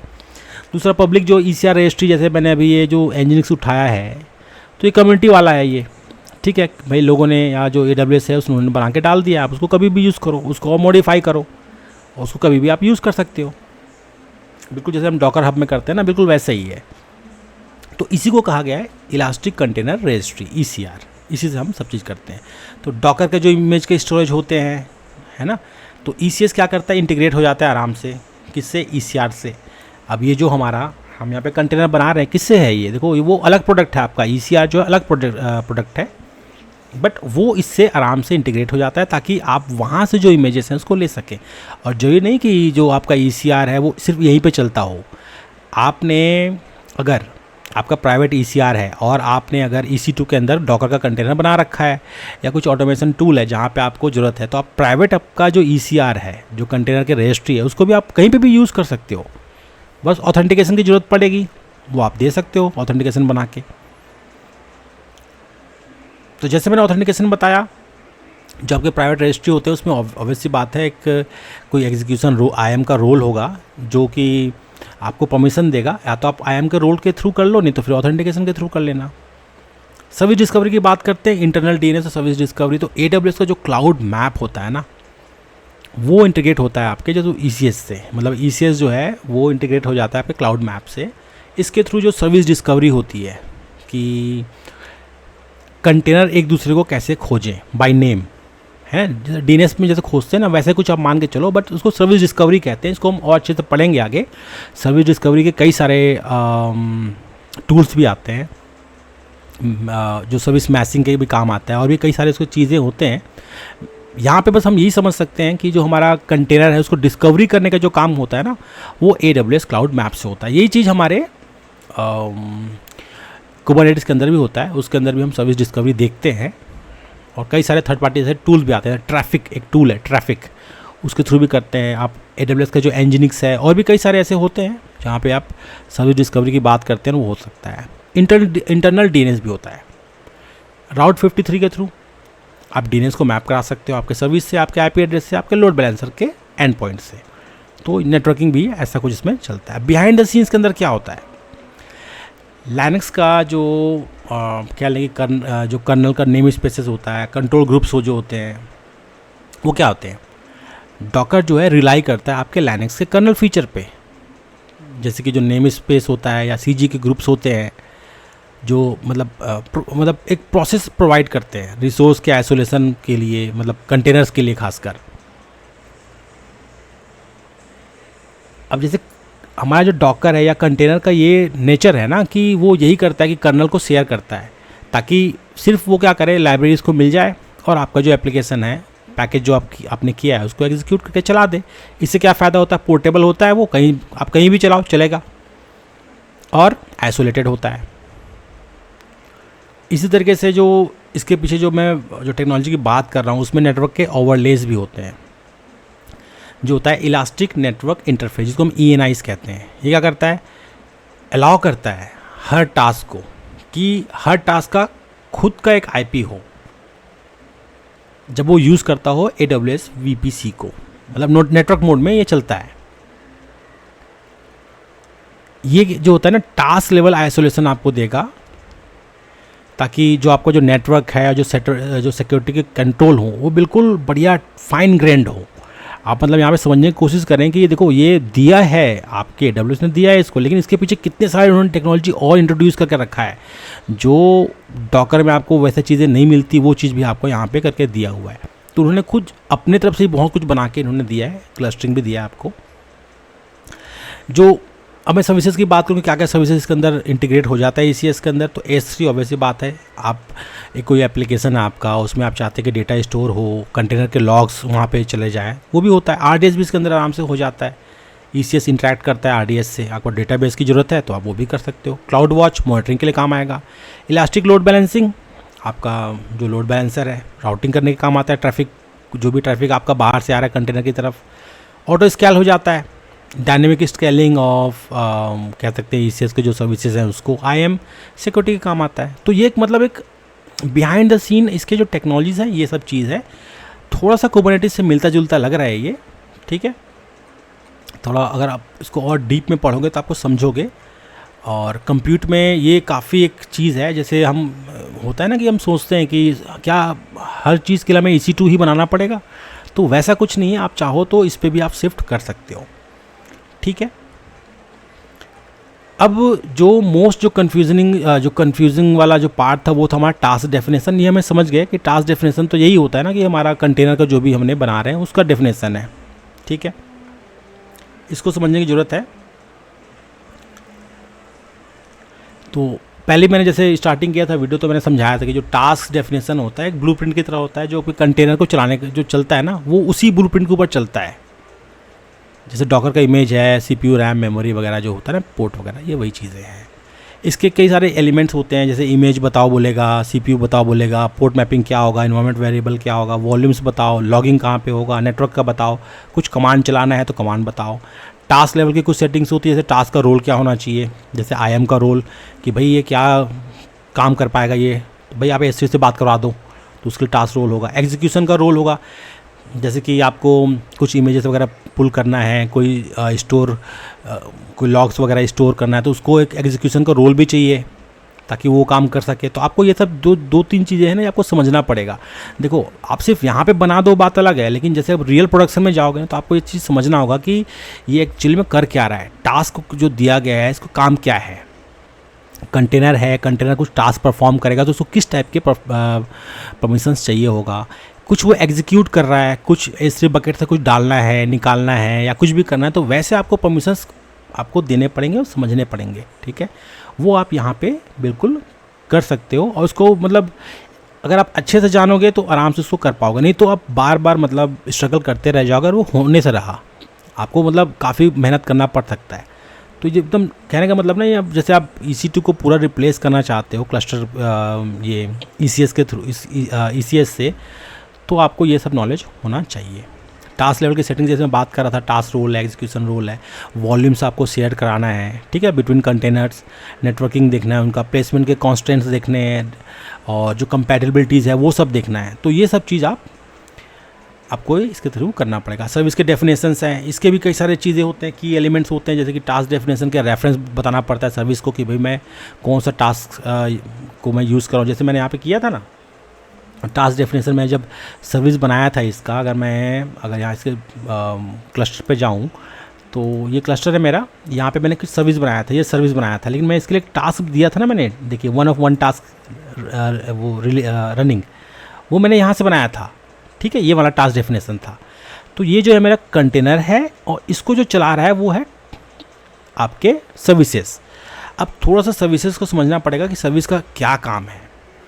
जैसे मैंने एलिमेंट की इसकी बात कर रहा था मैं कि टास्क डेफिनेशन जो रेफरेंस होता है, या डिज़ायर्ड जो टास्क काउंट है, सर्विस डिस्कवरी का काम है, लोड बैलेंसर काम है, हेल्थ चेक है, ऑटो स्केलिंग है, डिप्लॉयमेंट का कंट्रोलर है, लॉन्च टाइप है, नेटवर्किंग है, कौन इसको देखता है?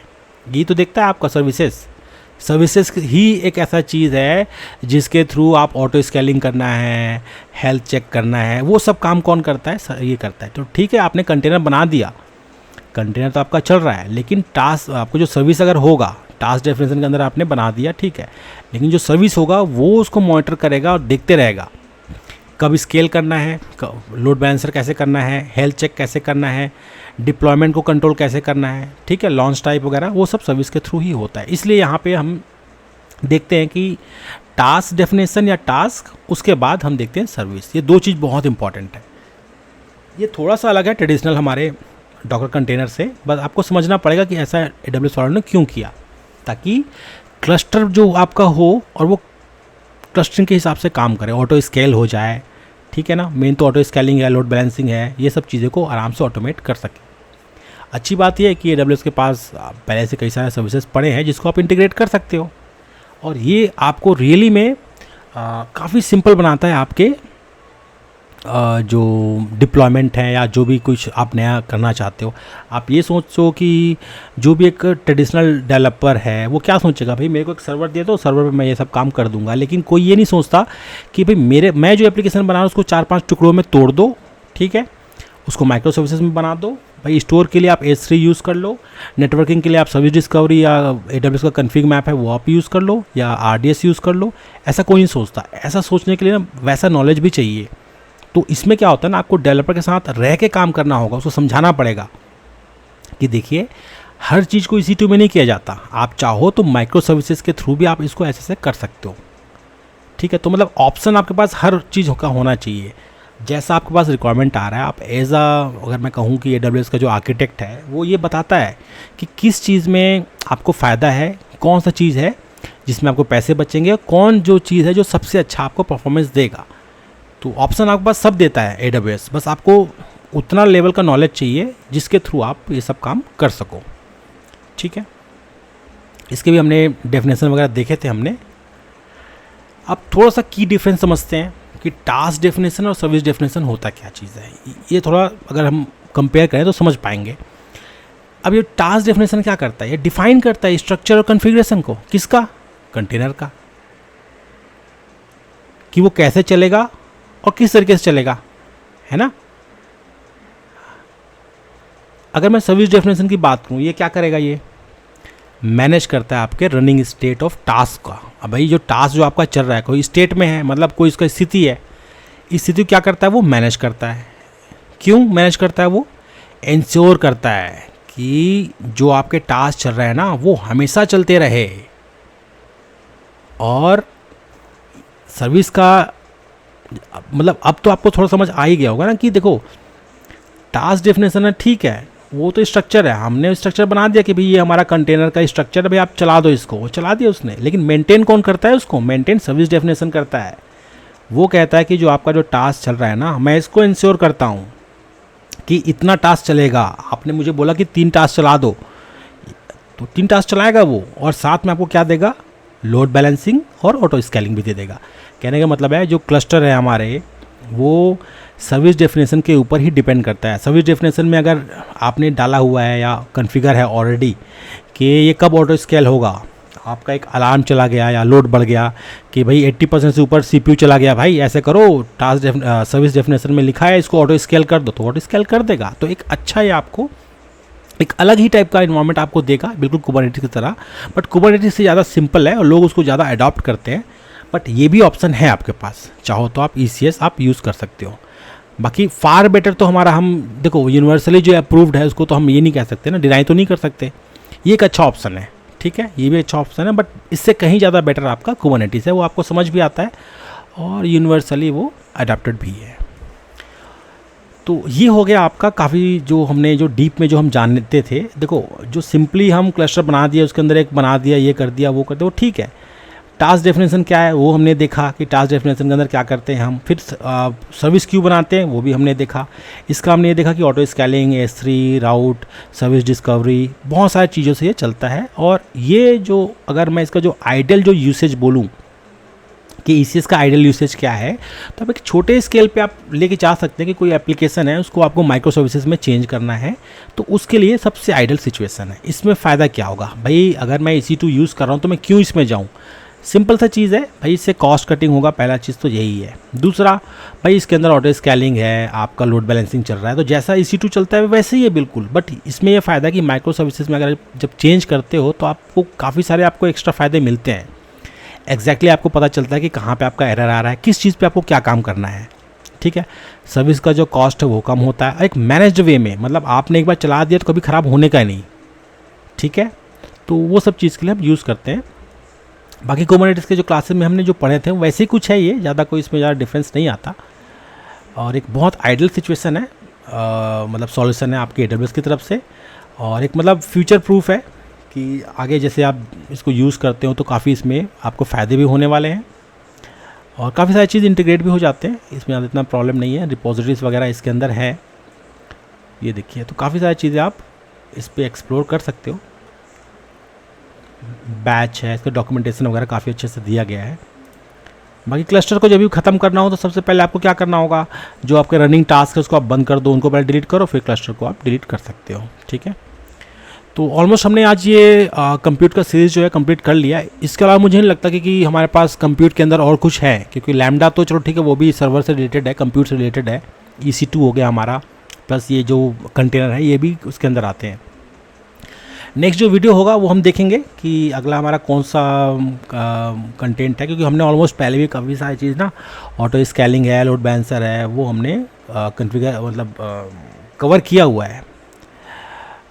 VPC भी हमने देखा है, नेटवर्किंग भी वगैरह भी हमने देखा है। अगर उसमें से कुछ चीज़ बच रहा होगा तो वो मैं ज़रूर उसको रिमाइंड कराऊंगा, या उसको हम फिर से उसको एक बार देखेंगे और समझेंगे। आज के लिए इतना ही।